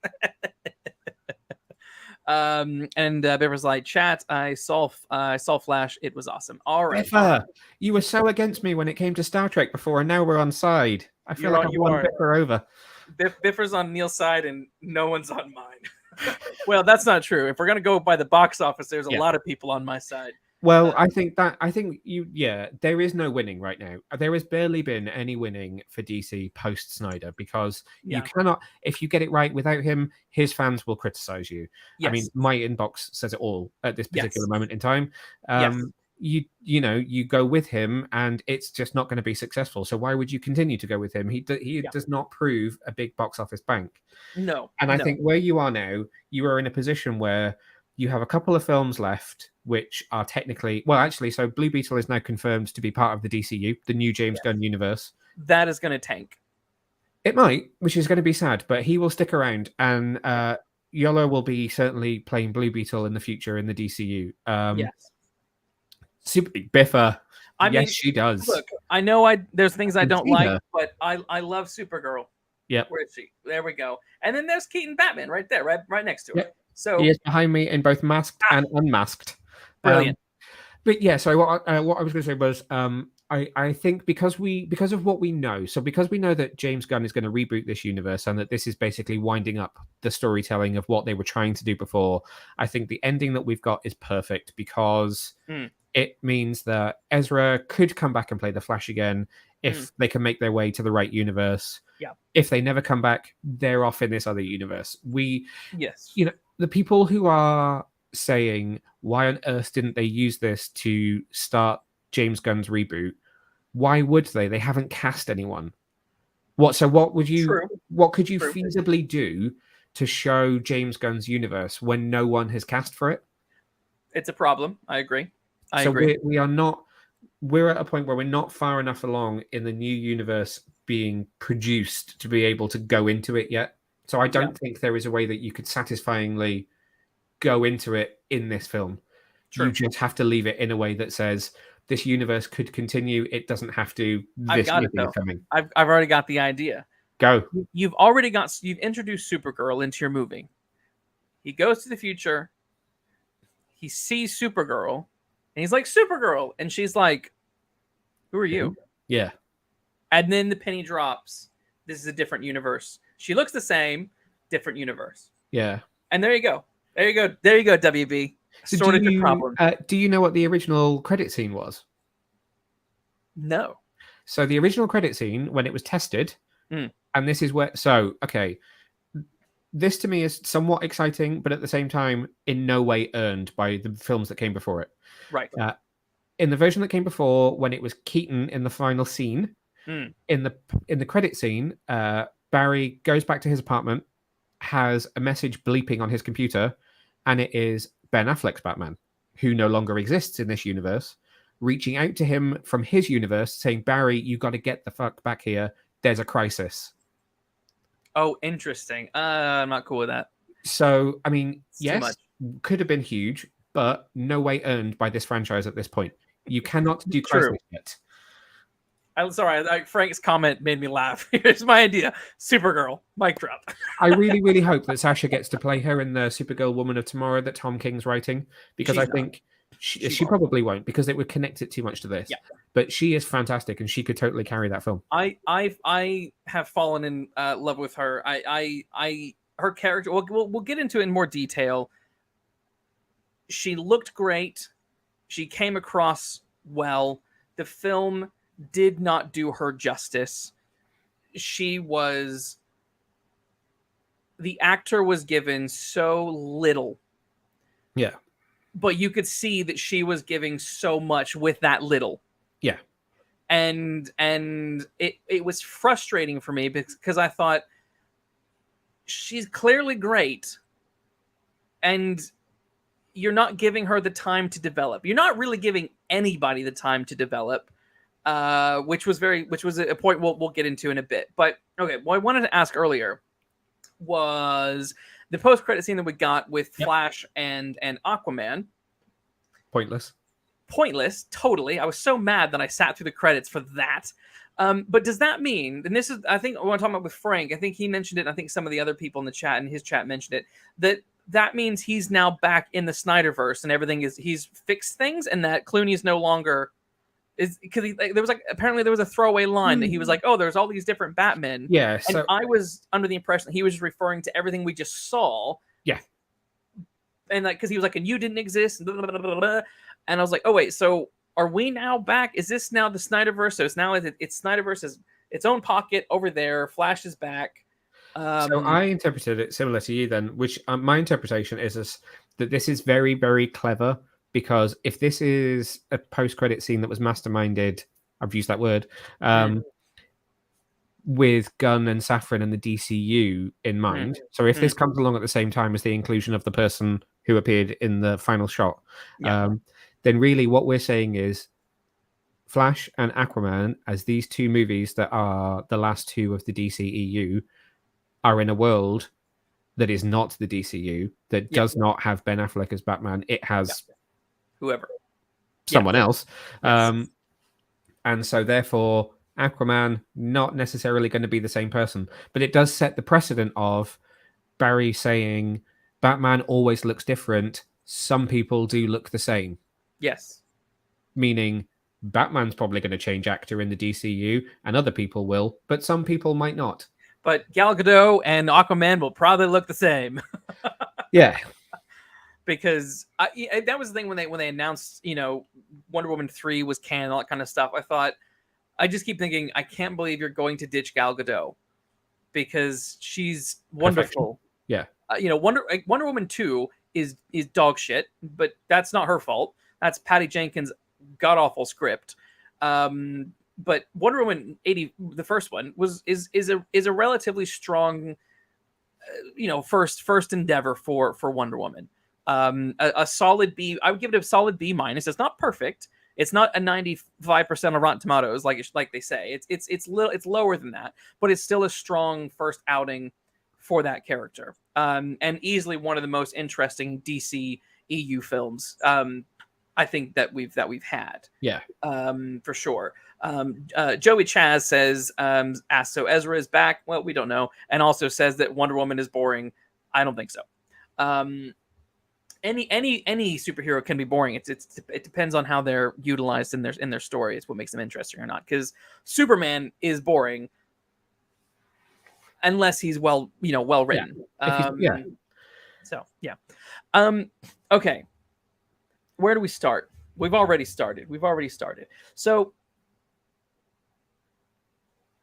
oh man, this is so messy. So I found the actual plot. We'll start kind of from the beginning now. Yep. I found the plot really convoluted.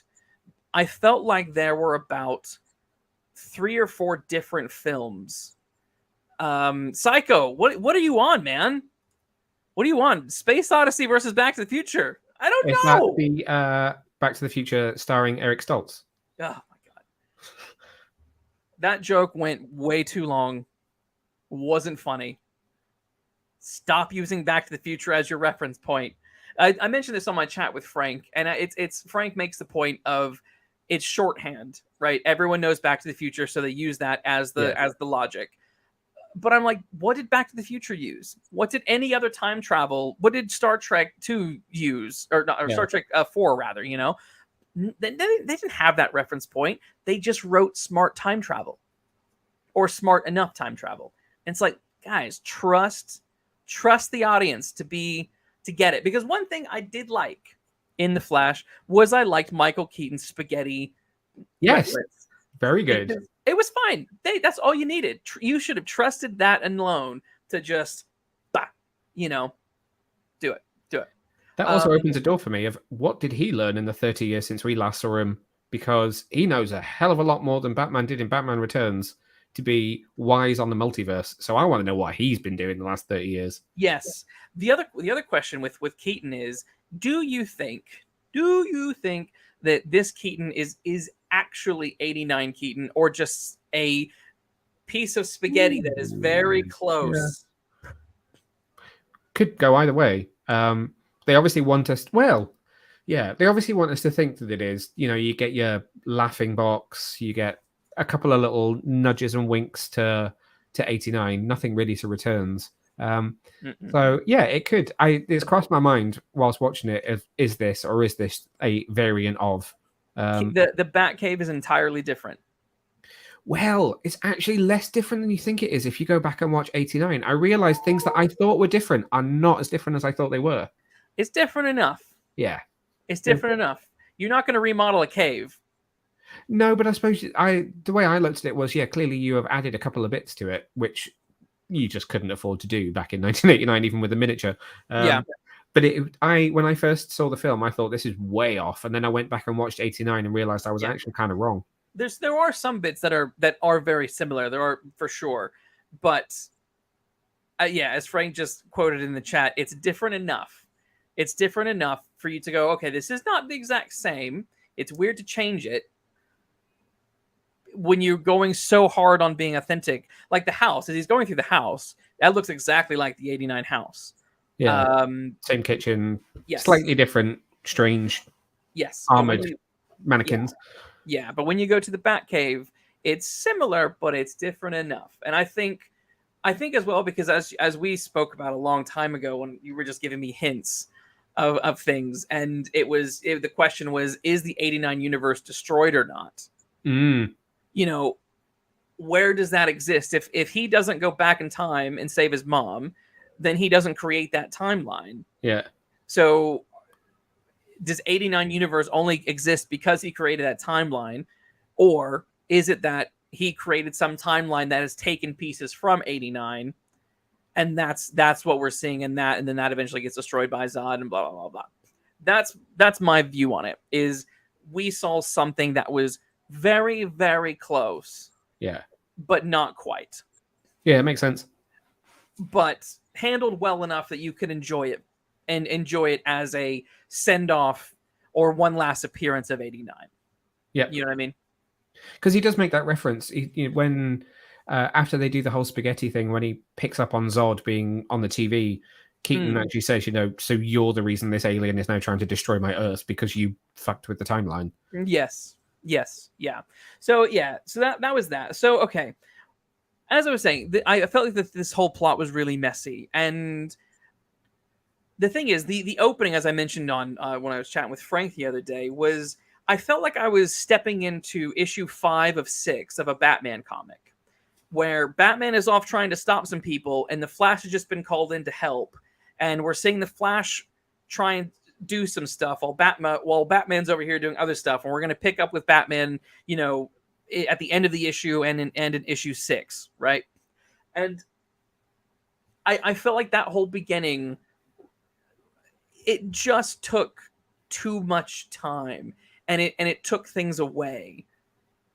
It took too much agency, I think, away from developing Ezra as a character and allowing this to be a Flash film. Because I went in thinking, as these scenes start, I'm like, wait a minute, am I watching a Batfleck movie? This feels like an attempt to give us a little bit more Batfleck because we're not going to get him anymore. And I know he's only in a few scenes in that bit, but it's because it's not the Flash having to do something like be the hero. It's the Flash is joining Batman, who is finishing up a Batman adventure. And if it was Flash doing Flash adventure, I'd feel like, oh, this is Flash led. But because it's Flash joining Batman, I'm like, wait, so this is Batman's adventure that he's joining in on. And then you got, your Wonder Woman cameo and stuff like that. And I kind of felt like what this film needed was way more focus. And there was once we get through that big dramatic opening scene with some of the worst CGI, I'm sorry, but that baby scene was awful. I know the director's out there trying to say that it's from the Flash's point of view, so things look a little bit strange. That's just, to me, a really lame excuse for why that CG looked so awful. I'll excuse it in the Speed Force moment, but like even that, like I didn't mind things looking weird during the Speed Force stuff, but as I said earlier, like I think they should have just taken that and made that look even more weird. Yeah.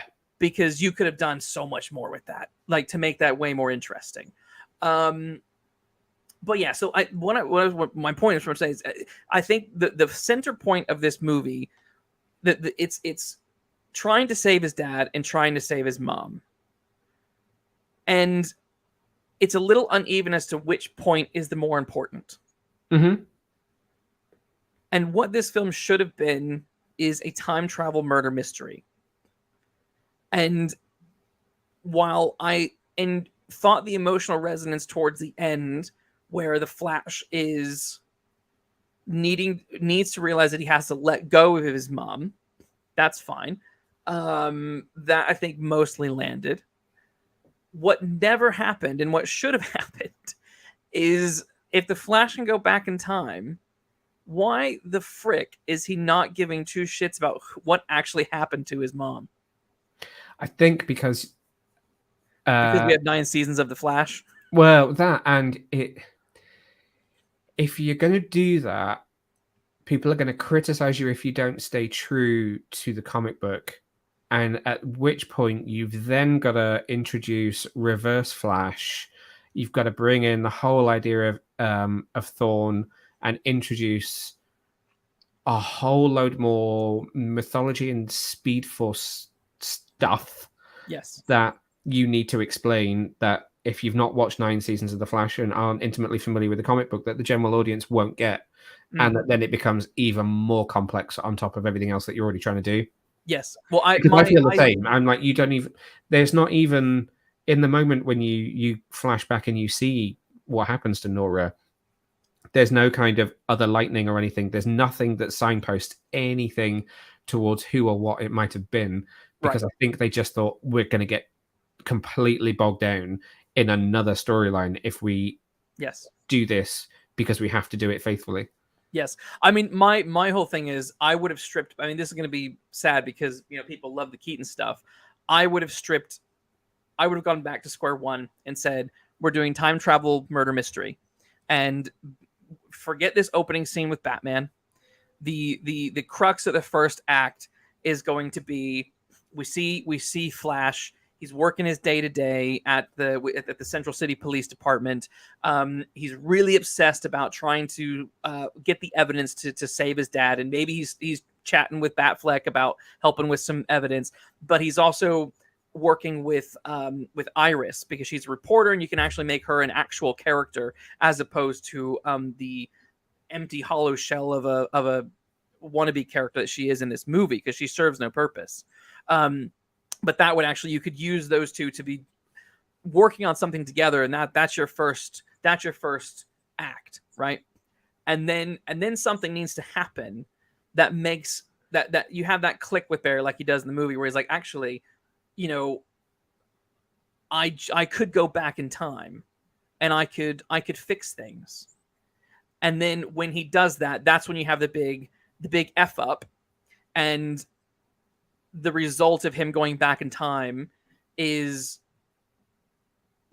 to how his mom ends up dying. And then you have kind of a Terminator circular situation thing where that's just how things play out. And, you know, or like Spider-Man, where, you know, Spider-Man, it's his fault that Uncle Ben dies. Yeah. And he has to kind of come to terms with that. I think that would have been a way more emotional thing. And you still could have taken it in a way where you could have still done multiverse. You still could have done Batman. I think, you know, adding Batman, adding Supergirl, adding Zod from Man of Steel was all too much. And I think I think if they stripped it back and focused it a lot more, it probably could have been an actually great film as opposed to film. But Frank in the chat is begging me to ask you, what are your thoughts on the movie? I mean, we're giving our thoughts, but we're taking turns. We're taking turns. But yeah, okay. What are your thoughts on how everything played out? So I think rationally, picking Flashpoint. Have you read Flashpoint? Yeah. So I think picking that as your first time the Flash headlines a solo movie is a fundamentally flawed decision to begin with. Totally. Because you're talking about a story that should have had Thomas Wayne in it as Batman. So you would have had Jeffrey Dean Morgan come back. Yep. You would have had, I've already forgotten her name, his wife and partner in The Walking Dead. She played Martha Wayne in Batman versus Superman. Yes. Why can I not? Maggie from The Walking Dead. She would have had to have come back. And then you're talking about having to have the Atlanteans at war with the Themyscirians. Yes. So, you know, Jason Momoa needs to be a massive part. Gal Gadot needs to be a massive part. It's Superman who's locked up in what does he call it? Does he call it a scrotum or a testicle in the film? Whatever it is, it was hilarious. Yeah, I think it was a scrotum or something like that. Yeah. And so I think if you're going to do that story and do it right, then fundamentally that is not the first Flash movie, because that's not a Flash movie. That is just an alternate Elseworlds Justice League movie, because you have everyone in there. Yeah. So I think I love what we got. I love this movie. Genuinely do love this movie, flaws and all. I can look past some of the dodgy CGI, and I love this movie. But I think it purely exists in this form with this story because everyone just pointed at it and went, in the studio, I'm talking about, just not Andy Muschietti, who does a wonderful job directing it, or even necessarily Christina Hodgson's script, but in terms of executives at the studio, because we're talking pre-Safran and Gunn here when it was written and produced, are all pointing at this movie and going, you have your excuse to fix all your problems. Yeah. You can write out Henry Cavill and replace him with a Supergirl. You can write out Ben Affleck, who's got issues that he needs to deal with, which are perfectly legitimate in real life. That means he won't be playing Batman. You can bring back Michael Keaton. You can bring back whoever you can convince to come back and play Batman. And they just looked at this and went, we can make this a movie that will technically be about Flash, because it has to be, because he's the character with these powers, and we can fix our broken universe by using this storyline. So I think what we ended up with was probably the best interpretation of what on earth the studio execs were making them do with the tools that they had, from the character to the story that they were forcing them to use, for the sake of getting the universe to a point where they could call this a soft reset reboot. Yeah. I mean, I can see that. It's just it felt like, as you said, however many endings there were are a reflection of how many studio heads there are. I feel like I also feel like the film itself feels like like I said, three different films.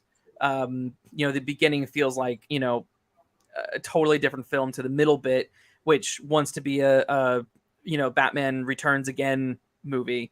It doesn't really want to be. And I think Shane Ford is saying it wasn't a Flash movie. There was no other way to put it. And I have to agree. I didn't feel like I was watching a Flash movie. I felt like I was watching a Batman movie, through the eyes of the Flash, because nothing in Flash's life felt urgent enough.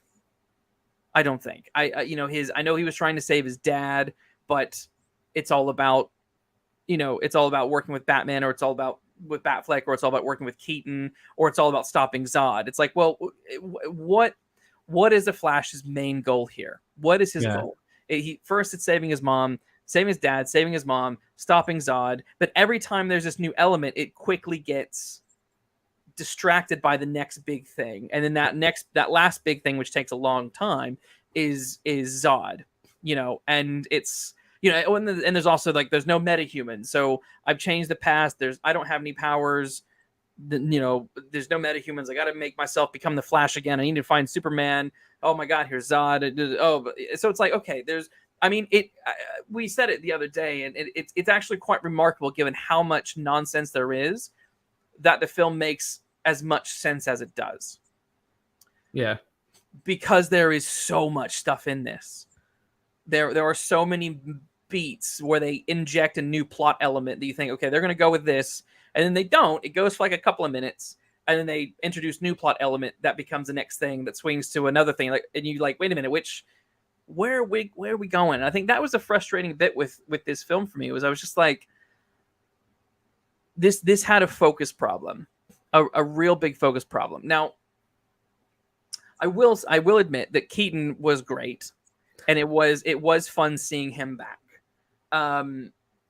We will never see him again, but I did sit here and think, come on, WB, like, how many times have the audience screamed for a Batman Beyond movie with Michael Keaton? Why have you not done that? Why are you not doing that? Yeah. And this film was like a perfect example, I think, of like, people are probably going for Keaton more than they're going for anybody else. But people don't care about the Flash, which is why these box office numbers are probably so low, mixed with the general drama around Ezra Miller anyway. Because I ended up having a really interesting conversation after the film with someone else who saw it, just a complete stranger. I ended up speaking to a stewardess as I was walking out. She was like, "Oh, what did you think?" And I was like, "Eh." And then another one of the, there's only 3 people in the cinema. There was me and 2 others, and one of the others walked out, she joined our conversation, and we were like, "So what did you think?" And it was kind of unanimous that we were like, it wasn't terrible. It was far, far, far from great.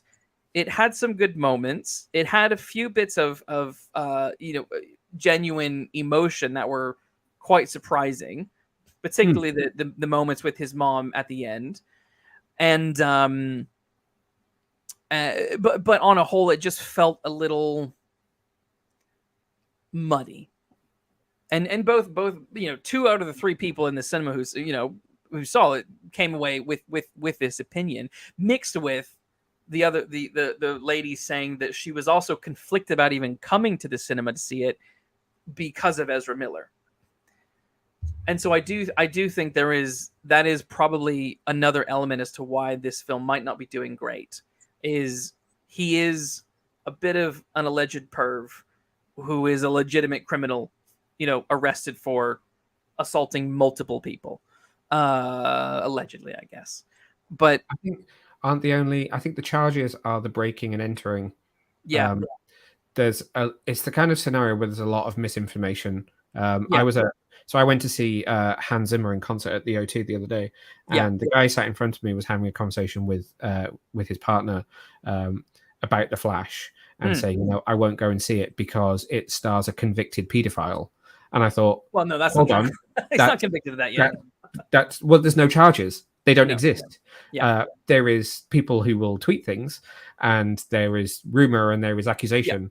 Yes. But there is nothing legitimate and legal on that side of things. And it's Yeah. the kind of scenario where it only takes a little bit of Googling to find an incredible amount of misinformation. And actually, I think it's difficult to know what's right and what's wrong. And therefore, you can fall morally on one side of the argument or the other with an incredible amount of misinformation. So it's difficult to know. So I've just tried my absolute best to just sort of, I don't want to say not think about it or ignore it, because that's not the right way to put it, but to just park it and say, okay, this person has some stuff going on which they are supposedly dealing with. And I think they give an incredible performance in the film, especially carrying most of the film playing against themselves. And there are thousands of other people who made this movie. So, it's not just one person who makes a movie, but it could be one person that breaks a movie. No, I totally agree. And according to Joey Chaz, Luke, you're an emotional guy. You're too woke. Luke, you are a baby. Thank you, Chaz. Thanks, Chaz. Thanks, Chaz. Anywho, it's true. I mean, it is one, one person who can cripple a whole thing. I mean, you think about like what House of Cards, those last few seasons where the rug was pulled because Kevin Spacey, and it's again, I don't has anything stuck with him yet? I can't remember. Nope. So it is very complicated. It is. It's unfortunately just there is a lot of grey, and I can totally understand why you would. I could understand why you would decide not to go and see it if you feel incredibly strongly about it. I stand with whatever decision people want to make about it for their own personal perspective on it. Yeah. I think my advice would be, don't write it off if you've got anything there that is a want to see it. If you want to see it, go and see it. Definitely.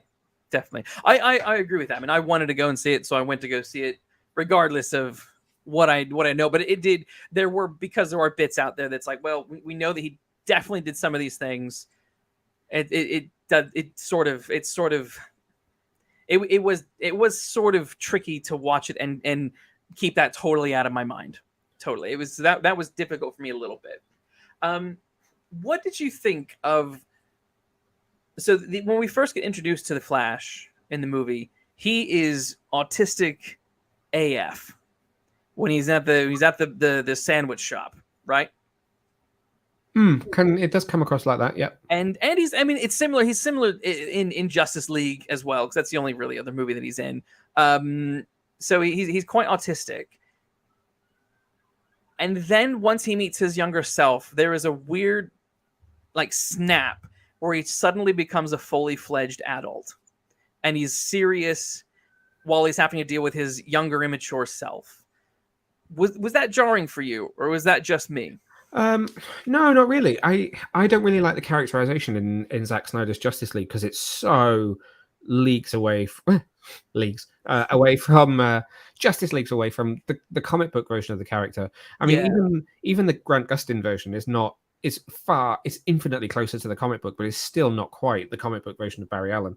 But I feel like the adult version meeting that younger version is a massive narrative thrust towards pushing him towards being much more like he is in the comic book. Yeah. And it is a little bit of a snap change when they have that moment where it's like, oh God, yeah, that's why people think I'm really annoying, because you are really annoying.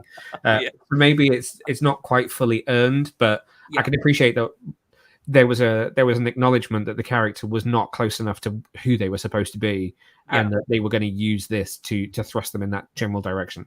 Yeah, I agree. Like at the end, you really do have a version that is much, much, much closer and much more recognizable to people who are comic book fans. You do, until the very end. Until the courtroom scene where he's right back to being autistic Flash. I'm like, what are you doing? Why have you? Because he's back to being late and bumbling and all that kind of stuff. I'm like, you just changed his character for the better. You've wised him up. You've matured him up. And then we get back to the universe, or what we think is the right universe, and he's still a buffoon. Like, why would you undercut? It felt like an undercut It's the almost whole Christopher emotional Reeving the journey. character. It's like making him like Christopher Reeve's version of Clark Kent, who is super bumbly. Yes, but he doesn't need to Which be. no, I mean Barry is always late. That is the way Barry is. That's true. So they just had the 800th issue of Flash Comics, and there's a whole story in there about Barry and Iris going on a date and how Barry has basically been late for everything for their entire relationship. Yeah. So they're sort of trying to use that precedent, but the bumbly thing is not. I mean, that's how Grant Gustin was in like the pilot episode, and then that quickly disappears. Yes. It's not quite done the way it should be done. It's a little bit too extreme for who Barry Allen should be. Yes.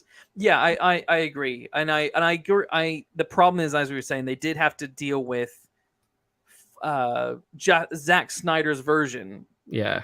And they needed to fix it. And I have to admit, like I really didn't like his Flash, but once there was that snap, once he started to grow up, that it was an instant snap. But once he started playing the character that way, yeah, that was the point where the film started to win me over. Where I was like, great. I am more interested in what's happening with the Flash now with Barry, because he is feeling like a legit guy who needs to sort this problem that he's created, right? So I appreciated the film took it that way, and there were good emotional beats. I think once that started to happen, I think that when he has that moment with himself, the two Barrys are in the Batcave, and he is telling him that he needs to grow up, and this is really serious stuff, and I was quite shocked. I was like, where was this sort of Barry in Justice League, where there was tons of serious stuff going on, and you were just sort of finally. I think because it's now only on his shoulders, where it is before he was kind of the youngest member of the group. Oh, and how does it? I forget the exact.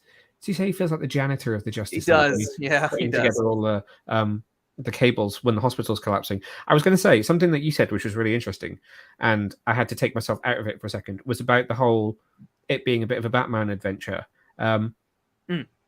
And it sort of made me realize that when it comes to these movies, specifically these movies, more than any other type of franchise that I would watch, I come into it with just so many like barrels of context of things that I have read and seen. So there is actually a 3-part prologue to this film, which was released tail end of last year, beginning of this year.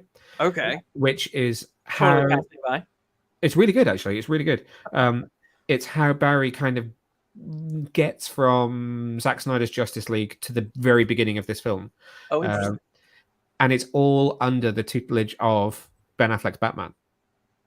Oh, so he essentially so it's 3 very different. It's just 3 standalone issues, but with a kind of a throughput. So each one is a different villain that he faces off against between Justice League and this beginning of this film. Oh, cool. How he gets the costume. So obviously his costume is totally different at the beginning of this film. Yes.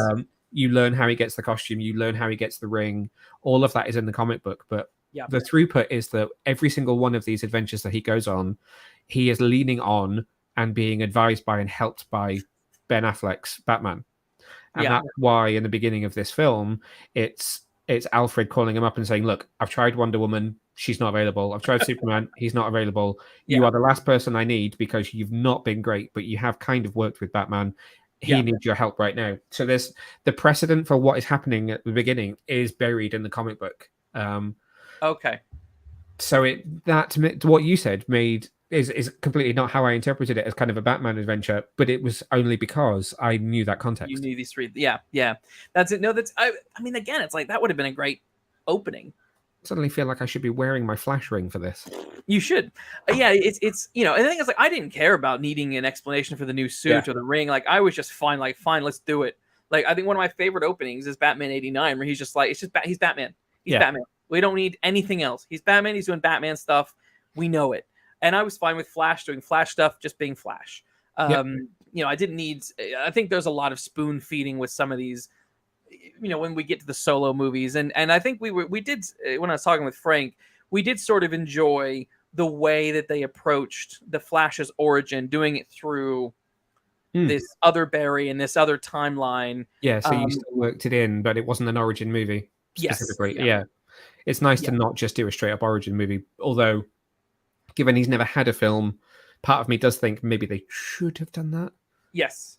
I probably in the grand scheme, but I like this comment from I Want My TV Now. Instead of a baby scene, have a montage of him helping Batman. Yeah. So can I? Right. I first heard about this scene and read the full description of this scene. Yep. 12, 18 months ago. I've known about this scene for so long. Yeah. Genuinely never believed that it would either be produced, be real, or be in the final film. So when I saw it, I was like, I get it. I totally get why people are like, why? What? Why? This is ridiculous. I love it. I just love it. I can't believe they did it. I cannot believe they had the gall to do it, because it's just so wrong on so many levels. Yep. But at the same time, I just love it. I mean, you know, it's wild. Like, who thought that was a good idea? But I'm so glad they did it for the sake of just being able to go, wow, you really did that. I think if this is the baby scene, right? Yep. Yeah, the baby scene. I think if things didn't look so fake and it was taken a little bit more serious, because I feel like watching Looney Tunes.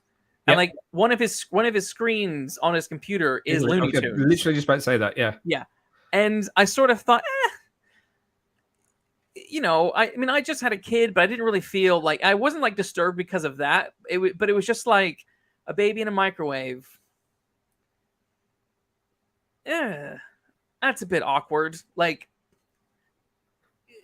give him, we needed, I think this is where characterization needed to come in. We needed to see some sort of like, oh, this is a weird idea, but it's the best idea I have. And he does that. Because it's like, that way you're sort of acknowledging that he is aware that this is a dire situation. He's got to do weird things to save the day. And he needs to get the food and energize himself, which was a weird thing because they dropped that. They dropped that whole calorie thing as soon as this scene is over. He, at no point in the film is he ever worried about his energy levels. He just seems to be fine for the rest of the time. I suppose, yeah, he does talk to the other Barry about it when he gets his powers. Yeah. He does kind of explain it to him, and you do get then him, like the younger one, shoveling in the pasta after the sequence with Batman. But it does kind of, it's way less of a focal point than it is earlier in the film. And I did think when they set that up that was going to be something that paid off at the end. That to me felt like, okay, that's what you're doing. Something's dramatic going to happen at the end where you're not going to have enough energy, and either your other self is going to have to save the day, or Supergirl, you know, something's going to have to happen, and then they just didn't. So that was weird. So with the reshoots, I'm curious then, you know, they obviously killed everybody off in this film. That must have been all part of the reshoots then. Yeah, I think so. Yeah. As far as I'm aware, the way it was supposed to end was that they were still in a universe where Zod had attacked, so Baby Kal-El was dead. Yeah. Kara is now the Kryptonian of the universe, and Affleck does not exist. So, Keaton would be the Batman going forwards, which would lead you into why Keaton had shot scenes for Aquaman, and obviously why Keaton was in Batgirl alongside J.K. Simmons. Yeah. It's a damn shame that we're not getting that. A bit for The Hobbit. Flash box office looks terrible. It took 139 million globally. Some say it needs 800 million to break even. I mean, I tell you what, it is a shame. Speaking to my friend Frank, and he was like, I thought at least it would get 100 million on this opening weekend, but it's, you know, I think what domestically in the States took like 55 or something. Yeah, so it's 4-day weekend, isn't it? So they're going to see what happens tomorrow because schools are closed tomorrow. Which, I mean, it's not going to add a huge amount to it. So yeah, it's lower than they expected. It's lower than Black Adam, but it's on par with, say, Shazam. It's a couple of million ahead domestically of Shazam's opening weekend. So you could, I guess, there's two ways to look at it. going to try and be pragmatic about it and not be too disappointed. But Yeah. you know, if you want to look on the disappointing side, it obviously is a bigger budgeted movie with more characters in it. It's not just the Flash and a villain. No. But at the same time, it's the first time that name has been used to try and carry a film, and it's landed squarely where almost every other solo DC movie has opened. So it's basically followed suit in terms of a first film with a character who has not had a movie before. So it kind of it performs in line, but yeah, it depends on how you want to look at it. Yeah. And what it makes me wonder is why? What is the thing? Is it just the DC curse, right, of these films, or is it that you know, people don't really care that much about Michael Keaton's return? Like is it only really a handful of people like us who grew up with Michael Keaton that are like, oh, I want to go see he's back because that's freaking great. But like, you know, my niece who's like 18, she doesn't give a shit. Yeah, you know, and I wonder if people that in that demographic and, you know, maybe even into their early 20s now, do they care? And is that part of the problem where the DC universe never had that bang that the Marvel universe had, that is just constantly bringing people in, and so therefore now it's sort of like, you know, we're getting these low numbers, but we were expecting huge, but there just wasn't enough pull. Bringing Michael Keaton, having Supergirl just wasn't enough.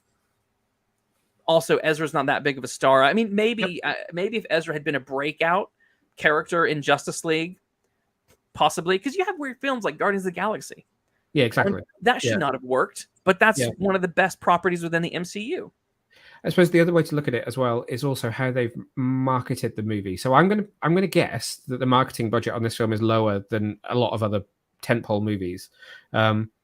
And there's a really interesting piece on Deadline, so I won't go into it too deeply. But yes, I saw that. If you look at it, firstly, you've got no late night TV shows in America because they're all off the air due to the writer's strike. So no one has done any chat show appearances. In terms of the American promotion, Sasha was on Good Morning America. That is it. No one else has been on TV to promote this movie. They have done no partnerships with other brands. So there's no like auto, what do they call it? Where they partner up with like a car firm to do some sort of advert where like Ezra runs alongside like a Ford. There's no automotive partner, so that there's none of that. There's no fast food partnership either. And apparently a fast food partnership alone, so they say, it equates to, for this kind of movie, at least 100 million box office. Wow. So there are no brand partnerships. There's nothing flash out. I mean, there's a Supergirl Barbie is about it. There's the usual toys and stuff that are out there. Yeah, exactly. You are perfectly right. They've done none of the usual marketing tips. So there was no junket either. So I haven't interviewed anyone. Sasha did one day of interviews when she was, I think, in Miami at one of the fan screenings. Andy Muschietti and Barbara, his sister, have done a few screening attendances. But again, only did, I think, one day of press with Collider and a couple of others. They did Empire Magazine and Total Film for the UK. Right. No one came to the UK to promote it. Michael Keaton did his Q&A, which I was very lucky to be at. Yeah. But that was only for Empire subscribers. That was not a public event. And it, you know, they've not released clips from it, no photos or anything particularly. It was a closed subscriber only event.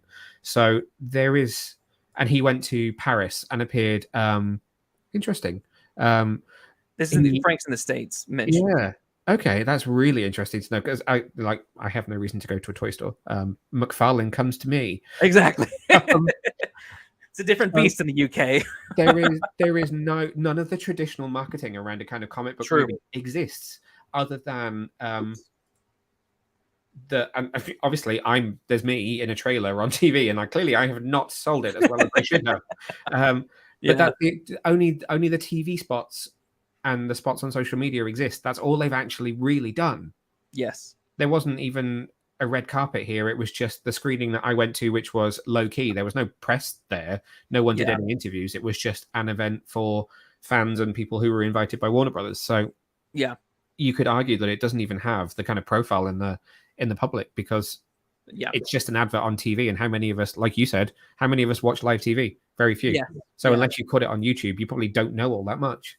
True. And I did make the comment on Twitter that, you know, obviously James Gunn's praise of the movie, saying that it's the best movie ever. In addition to Tom Cruise praising the movie and then pushing that. And then Frank responded. He's like, "Dude, the only people who know that are people like us." And it's like that's true. While I think they were trying to push that narrative and get a lot of people to see that, the PR spin on it. That obviously didn't work. That only really clicked with with people like us. And Tom Cruise saying that The Flash is a great movie isn't going to get people in seats. Now, Mission Impossible 7 will get people in seats. Yeah. But there we go. I think the other thing as well, actually, a lot of friends with families have said to me that they didn't think it was going to be appropriate for kids. Interesting. Why? I think there is a warning on it about language because there are a couple of F-bombs in there. So I guess if you're looking at it from a kind of trailer perspective, it's not maybe that bright and colorful, although I would argue it's more colorful than anything Snyder kind of put out. But something about it has certainly worried people with families. And I think the same has been said in exit polls in the US. I think kids who did go and see it have not necessarily recommended it because I don't think it's appealed to a young audience. So I think you've lost part of it there. Yeah. I really legit think that part of this underperformance is because, like we were saying, it's people like us who want to see Keaton. Yeah. And that sort of stops at, I think, for like people like 28 and under. Don't say it.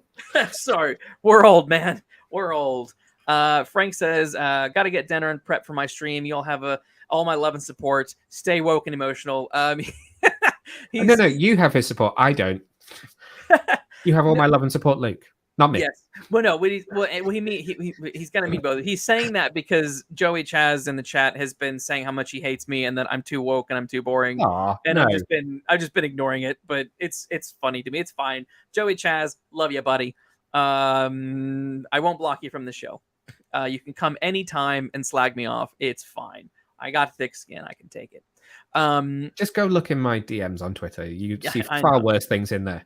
Yeah. And also, it's a quick word. Go follow I Want My TV Now. He's going to have a show tonight. It's going to be great. Tonight in the States. So I guess in like 2 hours time, he will be live. And he's a good friend. Does fun stuff. So anyway, The Flash. I guess we can sort of wrap up our chat on The Flash. It's I said before we went live that I like to do like a particular kind of ranking, and this happened because me and I Want My TV Now did the same thing the other day. And you haven't seen or listened to the podcast Talkville, which is the Smallville rewatch podcast that does not endorse this show. But I love that podcast. I love Michael Rosenbaum, Tom Welling. They're stinking great, and that show is wonderful. They have a system where they rate every episode, and the rating is 3 roses, up to 3 roses if it's good. So 1 rose, 2 rose, 3 rose. 3 roses is like the pinnacle of Smallville, right? Okay. Then you have a heater, which is right down the middle, where it's like didn't love it, didn't hate it. It's just sort of and then you have bombs, and you can go 1 bomb, 2 bomb, 3 bombs. So the question is, what would you rate it based on that system? Is it a 3 rose film for you, 1.5 rose, 1 rose, bomb, 2 bombs? What is it for you? I think it's a 2 rose. You sure about that? You sticking with that? If I'm understanding the system enough, it's not like the greatest film I've ever seen. Yes. I have some personal connections to some of the story elements which hit me a lot harder than they will other members of the audience. Yeah. And that has definitely improved my experience of it because I feel really quite connected to some of the stuff that's going on there. It's up there. It's one of my favorite films of this year so far. So I will 2 rose this, I think. Yeah, no, that's fine. I think that's what Frank gave it actually as well. I gave it a heater. I gave it a right down the middle. It's not a rose, it's not a bomb. There are moments that I enjoyed. I have to admit the moments with the Flash and his mom, particularly the both grocery store scenes, were quite emotional. The first time I saw it, that scene at the end, Yes. choked me up. Yeah. The Yeah. second time I saw it, I had a tear in my eye. Yes. When I saw it the most recent time, Yes. I will say I ugly cried. I sobbed. Yeah. It was awful. Yeah. Yeah. It was the best acting I've seen from Ezra, hands down, in a very, very long time. It was, he's terrible in Fantastic Beasts and all those movies. I don't know, but whatever was happening, they got a good performance sporadically throughout this film for me. And those moments I think were really great.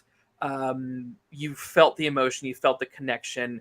That bit was wonderful. And like I said, I think they nailed Michael Keaton. I think Michael Keaton's Batman felt like Batman. Yep. So I have to admit those bits were fun. How I do you feel enjoyed. about the suit design being slightly upgraded? I don't hate it. I wish he still had the yellow belt, but that's just Yeah. because I'm being picky. Just being picky. I don't mind the new suit design, if they just kept the yellow belt, that would have been perfect. That'd have been the great mix of update, but still the same. Yeah. I have to say, one couple nitpicks left is that Batman's turn to help the Flash and Supergirl's turn to help happened way too quick. Too easily, and that's just because there was too much story going on, and this is why, as I was saying at the beginning of this, is they really needed to strip it back because there was too many plot elements happening. I suppose we didn't mention the multiverse scene. I was about to say we've managed to miss quite a pivotal moment in the film. Yes, we can. We'll cap off with the multiverse scene, and maybe a few more words on Supergirl. Then we'll close this out. Yeah, the multiverse scene. That was in many ways very unexpected. I didn't expect to see that. What were your thoughts on it? So it felt to me like we jumped from Flashpoint to Crisis on Infinite Earths. Yes, because the imagery is ripped right out of it in terms of the universe and the things, everything kind of crashing together. Yes. So yes. I feel like, if I'm being rational, there maybe wasn't enough. There maybe wasn't enough explanation if you're not kind of in the middle of it all to why the actions of the various flashes in that scene were causing it to happen. Yes. So maybe again, probably a little bit too easy in the edit in terms of getting from, okay, we're trying to fix this moment over and over and over and over again, but actually by doing that, we're breaking the multiverse. Yes. But the moment itself, I have one major gripe with it. My major gripe with it is no Wonder Woman. Yes, which apparently wanted Linda Carter.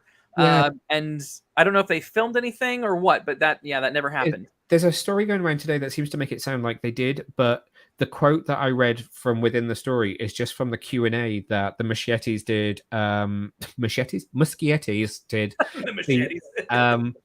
So the night before I saw the film for the first time, basically I saw it when it was screening at CinemaCon. I wasn't at CinemaCon, but my screening lined up. But the night before that, they had done a screening on the Warner Brothers lot in LA with a Q&A that they both did with a few members of the press that were there.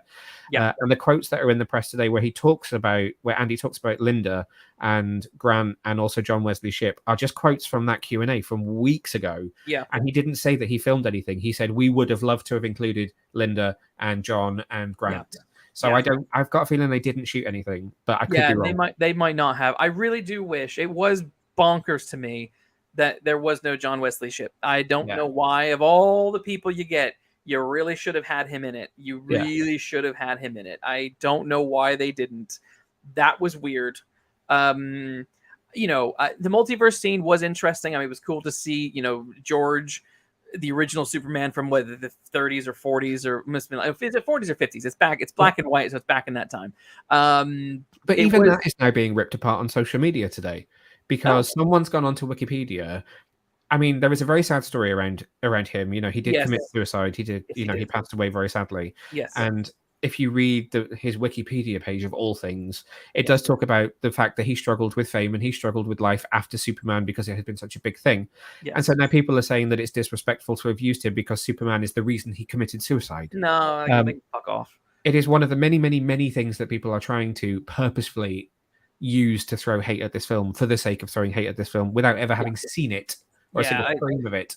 That's annoying to me. At least my criticisms are about like the structure of the script. Yes. Like, you know what I mean? Come on, guys. Who cares about this other crap? Even to an extent, like, I'm not even bringing in the weird things that Ezra is accused of or has done. Like, it's there a little bit, but that's not what I'm using the film to criticize it with. Yeah. You know? Yeah, whatever. I mean, the George. Yeah, I like the Christopher. It was jarring because they all sort of looked a bit deep fakey and a little bit fake. But it was interesting to see Christopher Reeve and Supergirl from the Helen 80s. Slater. Yeah, that's it. Come back. And it was bizarre. And I do have to. It is funny to me that we finally have Nicolas Cage as Superman on screen fighting a giant spider. Yep. It's finally happened, people. It's finally happened. So you know, all those bits were fun. And I do think it's some of that stuff that is winning a lot of the people over. It's that you've got Keaton, this giant member berry, then you've got this scene of 6 or 7 epic member berries mixed with a good amount of action, plus a bit of interesting Batfleck stuff scattered throughout, with a couple of really powerful performances in a script that is very messy. If you step back and think about it. So again, that's why, for me, it's why it's a heater. But those moments, the multiverse stuff was surprising, and I didn't really know how I felt about it. A couple of days later, I'm like, actually, I do quite like that moment. And seeing all that stuff. And Nick Cage was the only one who got two scenes. No, that's not true. Christopher Reeve. Christopher Reeve got two. Yeah. You know, someone tweeted me and was like, why didn't they film new stuff with Reeve? I'm like, because he's dead. Dear God, people are so stupid. Oh, jeez. Yeah, so that stuff was fun. I have to admit. But again, I think that is member berries. That is nods for a specific group demographic of people. I think if I use my niece as a reference, if she went and saw this film, none of that would have landed for her. It's really funny because I think I personally love the idea of multiverse. It makes perfect sense to me because I've been reading comics for as long as I can remember. Yeah. But it's funny how both Marvel and now DC are like, this is a thing that we should be doing. Well, not even just them. I mean, Star Trek, everyone's done it in some respect. It's all happening now, yeah. It's suddenly become this like hot thing that everyone is doing. But has anybody actually stopped and looked and gone, it works in comic books because, you know, it has a rationality and a context. Yeah. Does it work in film and TV? Because actually, okay, people will argue that No Way Home is a good example, or far more recently and far much better, Across the Spider-Verse. Yeah. But is it... Spider-Verse is basically a comic, though. It's animation. It's a different beast. Yeah. Does it actually work in live action outside of a comic book? And I'm not sure that it does. I don't think it does. Because it becomes... And I'm not saying this about Flash because I loved every second of that scene, but it could be very easily be a lazy way to use nostalgia. I mean, you can't really call Nicolas Cage nostalgia because he never got to do it. So it's more just fan service, I guess. Yeah. But the other thing that I think is so ironic about it is the fact that they were invented in comics to fix issues with continuity. I mean, the only reason Crisis on Infinite Earths exists in the pages of DC is because for the first 20, 30 years of the history of DC, they'd had so many different writers coming in and out that there was no... They did, Shane. They did. Cage actually filmed for it. Yeah. Cage came in and shot for a day. Helen Slater came in and shot as well. Both of them did some, you know... they just de-aged them. Yeah. Yeah, okay. There was some new stuff shot for it, and Cage was one of them. So there is an interview with Andy where he talks about how it was a tick on the bucket list for him to actually work with Nicolas Cage. Wow. I don't believe he put the suit on. They just shot the face and did the rest. Probably, yeah, makes sense. There is some genuine stuff there, but yeah, I mean, it only exists to fix dodgy continuity. Yeah. I'm not seeing everything everywhere all at once. I don't know if that lands or not lands. It does, actually. That's a very, very good point. But let me ask you this. Does it land? Does it land because it's not tied to anything else? Probably, yeah. It's just its own thing, doing its own thing. Yeah. It's not anchored in 100 years worth of comic book lore. Yeah. Exactly. Yeah. I think there's probably too much weight when Marvel or DC does it or even to a degree Star Trek when you're talking mirror universe, because that is multiverse. Yes, it is. Yeah. I think again, another thing that you and I talked about, the Star Trek the motion picture comic book that's Yes. rolling out at the moment has for some reason decided that it's going to be a multiverse story, and everyone seems very, very hot on let's pit random versions of characters against weird reflections of themselves. Yes, yeah. It is a weird one. It is something that I'm less keen on. And I suppose just think about it. The Man in the High Castle is a multiverse story. Yes. So it but again, it's its own thing, and that's probably why that works. Fringe, amazing TV series, also Fringe. multiverse, but again, its own thing. Nothing. It's not relying on anything that comes before. His Dark Materials is multiverse, but again, it's not relying. Yeah, I think that's the thing. It's when it's its own thing, not anchored in so much stuff. It's easier to get away with when you're not when it's this established property like Star Trek did it. There was TOS that did the Mirror Universe, and then it wasn't touched again until Deep Space Nine was doing it for gags and putting Kira in incredibly skin tight outfits. And then, of course, Enterprise did it, and then Discovery has overdone it. It's something that I think it becomes an easy fallback. Oh, let's do evil versions of them from other. It's like we don't need it, or let's bring back all these other. It does feel a bit lazy, and I think what we're gonna find is how they say that when you resort to time travel, you run out of ideas. Yeah, I think multiverse will be the new. If you run out of ideas, you do multiverse. Yeah, because you can mine the nostalgia. Like I really wish I was excited for Deadpool 3, but you just know. What's happening. It's going to be multiverse. It's going to be they're going to mix some stuff up, and I'm just like I don't think I care. I think the only thing that's exciting potentially about the way Marvel has approached it is if they do the rumor that's going around, which is that after the should it still exist Kang Dynasty, that for a period of time between that and Secret War, everything will be jumbled. And there'll be this weird mix of, it might not be Tom Holland for a while, it might be Andrew Garfield instead, where they might have an Earth, because what they did in the comic book was they took different bits from different continuities, smacked them together into this weird war Earth that had different versions of characters. So you could have you could have Andrew Garfield Spider-Man alongside, like, I don't know, Bill Bixby's Hulk. Oh, that would be interesting. So there is potential there when you do something again original, but I think in live action it's too much of an excuse for nostalgia. I will say, if Marvel used this as an excuse to do a legitimate Spider-Man 4 with Tobey, I would be fine, because it doesn't have. If they just go back to Tobey's universe, they just do Spider-Man 4. With Sam Raimi in charge, I would love that. That would be fine. I'd also be okay if they tried to do an actual good film with Andrew Garfield, because that poor guy. I like this. Always hold on to Sasha Callie. Supergirl. We'll close off with Supergirl. I like I said, I really liked her. I wanted more of her. I felt like her storyline could have been its own film. And it feels like a missed opportunity. It's like that would have been a really fun idea. We're going to bring Supergirl in via this route where, she's teaming up with someone. Even if that was Man of Steel 2. Man of Steel 2, Superman finds out another Kryptonian has actually been on Earth this whole time, and the Russians are keeping her under lock and chain, and he has to go and rescue her, and there's this they team up and blah, blah, blah, blah, blah, blah, blah. That I think just would have been great. It's a shame to me that we got so little of her. Yeah. Because I do think she was one of the standout things of this movie, and she deserves her own. She deserves respect and her own platform, her own film. I think as a supporting character in this, I feel like she was overlooked, because there was just too much stuff going on. Hard to believe that this is her first film as an actor as well. Yeah. Because she's only done soaps before this. Yes. So bright career ahead if this is anything to go by.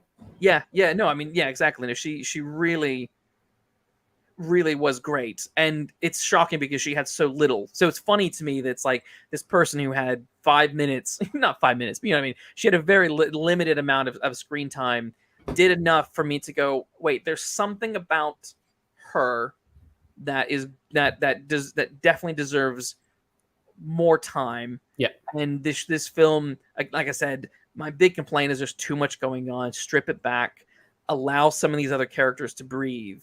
And she was one that needed way more breathing. Apparently, not that I'm ever expecting to see it, but the kind of director's cut, if you want to call it that. I mean, he said that he feels this 2.5-hour version is the best version of the film, but his initial cut is 4 hours. Jeez. So I wonder how much is in there that got lost. We were talking about that the other day. There must be a good 20-30 minutes of her just gone entirely due to these reshoots and changing the film around for whatever reason they needed to change the film around for, because it felt like so much was missing. Like it was just enough to get the point across as to why she says no to help and then why she comes back to help. Just enough. But I'm like, no, there should have been more. We needed to see more. And so I'm totally team Kara. Want to see more of her. If James Gunn doesn't bring her back, because also it's like, do we really need another blonde-haired, blue-eyed white girl? Like she was great. She was great. She was absolutely brilliant. It didn't matter that she wasn't that archetype from the comics. Just doesn't need to be like this. Just come on, like that was a perfect Supergirl, at least in look and in action. So it's just she just needed a personality. She was too one note, and again, that is not a dig on the actor. That is a dig on the script and what the film gave of her. And Woman of Tomorrow is a comic book as well. If she was to be in that film, is a really wonderful version of the character as well. Like there is a huge amount of material in there. There's a real breadth of material in there that she would get to play if she gets to be that version of the character. Yeah.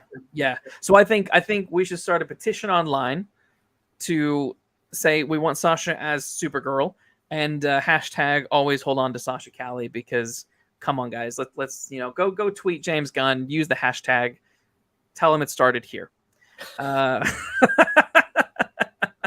Because she deserves it. She really, I mean, it's funny. Like, I don't care about the film that much, but I've enjoyed it enough to buy 2 action figures, to buy a Keaton and to buy a Supergirl. I don't care about a Flash. I don't care about anybody else. But I thought those 2 I like enough that I want to get those. I don't even have a Henry Cavill action figure. No, neither do I. But I have this one. What does that tell you? And I actually like Henry Cavill. He's a cool dude, a good Superman who was not given good material. And I still don't have his figure, but I have hers. What does that tell you? Anywho, final words on The Flash. I will stick with my quote that you can see circling on UK TV, which is that it is, oh God, I'm going to forget it now. It's thrilling, funny, and deeply emotional. Yes. That is how I felt when I walked out of it the first time. That's how I felt when I walked out of it the third time. Yeah. Like I said, I don't love it. I don't hate it. I think it's better than a lot of DC movies, but that's not high praise. But if you want to see it, go see it. There are some interesting bits in there. There is some cool performances in there, and there are some interesting characters in there. Will it stand the test of time? I don't know. Will Spider-Man No Way Home I don't know. I think that one already sadly doesn't. Yeah. It's quite surprising that we all loved it quite so much, but does anybody rewatch it? Yeah, I don't. I only loved it for the last 40 minutes when Toby and Andrew were there. That was it. I couldn't care. I couldn't care less about the beginning hour and hour and a half or 2 hours before they turned up. And I think there will be a little bit of that with this. I won't be surprised. We'll Something see. Which I said when I walked out of it the first time. I wondered when you would appear. When I walked out of it the first time, I said I absolutely 100% wanted to see Andy stay with the DC universe, and either do a Justice League movie or do a Batman movie because he handled the Batman stuff so well. So the fact that he is now confirmed to be the director of Batman, the Brave and the Bold, I am all in on more Andy in the DC universe. We'll see. I'm not sold. I'm not sold because while there were bits I liked, it was too muddy. And I'm like, if this was 2 hours and 20 minutes, very convoluted with moments of really good bits, I don't know if I trust him to do a clear-cut Batman movie. I trust that there will be cool action because there was good action in The Flash. While some of the CGI was bad, there were moments where there was some fun action. So we'll see. But as Frank says, my verdict is that it's a 2 rows. It's a 2 rows for you. For me, it's a heater. Yeah, we'll see. We'll see what happens with the DCU moving forward. My last thing I'll say is having seen this film, I feel totally disinterested in the rest of the future of DCU in the way that I'm not excited about anything Marvel. I feel kind of like I'm done and we'll just have to wait and see unless they announce Sasha as Supergirl for the Supergirl standalone. I'll have to wait and see if the new films impress me. And if they impress enough by the trailers for me to even want to go see them. It's a tough one for me. I think this is why next year is going to be a good year in that it's a palate cleanser because theatrically you only have Joker 2. Yes. In terms of TV, you'll only have Superman and Lois early in the year. Yes. Penguin, if it gets around to finishing filming once the writer strike's over, and you'll have potentially Creature Commandos, which James Gunn has said they're still recording dialogue for. So you might have 3-4 shows, only 2 live action, and then 1 live action movie. That's all that there will be. Next year will be very low on TV and theatrical DC content, and then 2025 will kind of kick off again. Yeah, that will be good. I think that was one of the nice things. This is going to sound weird, but one of the nice things about the pandemic was that there were no superhero movies, and it was really nice. It was a palate cleanser. It was good. Frank, a mess of a good time. That would be my quote if I had thought about it. That's a good one. A mess of a good time. That kind of works. Let's see. Last few things in here. Frank, we'll break down we broke down the Flash trailer. So we'll break down the Aquaman trailer if and whenever that comes out. Let's see. Do you think there's a chance Batgirl will get released in any form? No. Nope. No way. Well, you know what? Maybe someone will leak it in like 10 years' time. Yeah, definitely not in the next decade will we see it, unfortunately. Yeah, definitely. And I love Psycho. You're back. You're back with Godfather versus Godfather Part 2. Everyone likes Godfather Part 2. That's a good versus actually, because I think people would genuinely debate which of those two are the better. And I'm not sure. I think Godfather Part 2 is pretty great, but also Godfather 1 is the thing that starts it off. It's like, what's better, Superman or Superman 2? Superman is better. Though Superman 2 is still pretty good. Okay, cool. Neil, where can people find you online outside of this? So you can find me personally on any social media platform. I'm just at Neil Vagg, very easy to find. And if you want to read any of my reviews or writing or anything like that, then you can find the website, which is www.getyourcomiccon.co.uk or Get Your Comic Con on all social media platforms. Cool. And you're on YouTube and... Yes, podcast on all your major podcasting platforms too. There you go. So go follow Neil and his websites and his podcasts. If you haven't already subscribed here, make sure you subscribe and like this video and share it with your pals. I will be back I'll be back on Wednesday. I'm doing a show with some friends. It's a big Sherlock Holmes day. We're talking about the Sherlock Holmes on film. Film and TV, some of the best and the worst performances. How has this character stayed around for over 100 years and captured our imaginations? It's all part of the National Crime Reading Month, which is all of June. So that'll be on Wednesday at 7:30 p.m. So come and hang out and talk Sherlock Holmes on film and TV with us. Other than that, we will see you in the near future. So Thanks for tuning in, everyone. It was good to have you all, and we'll catch up soon.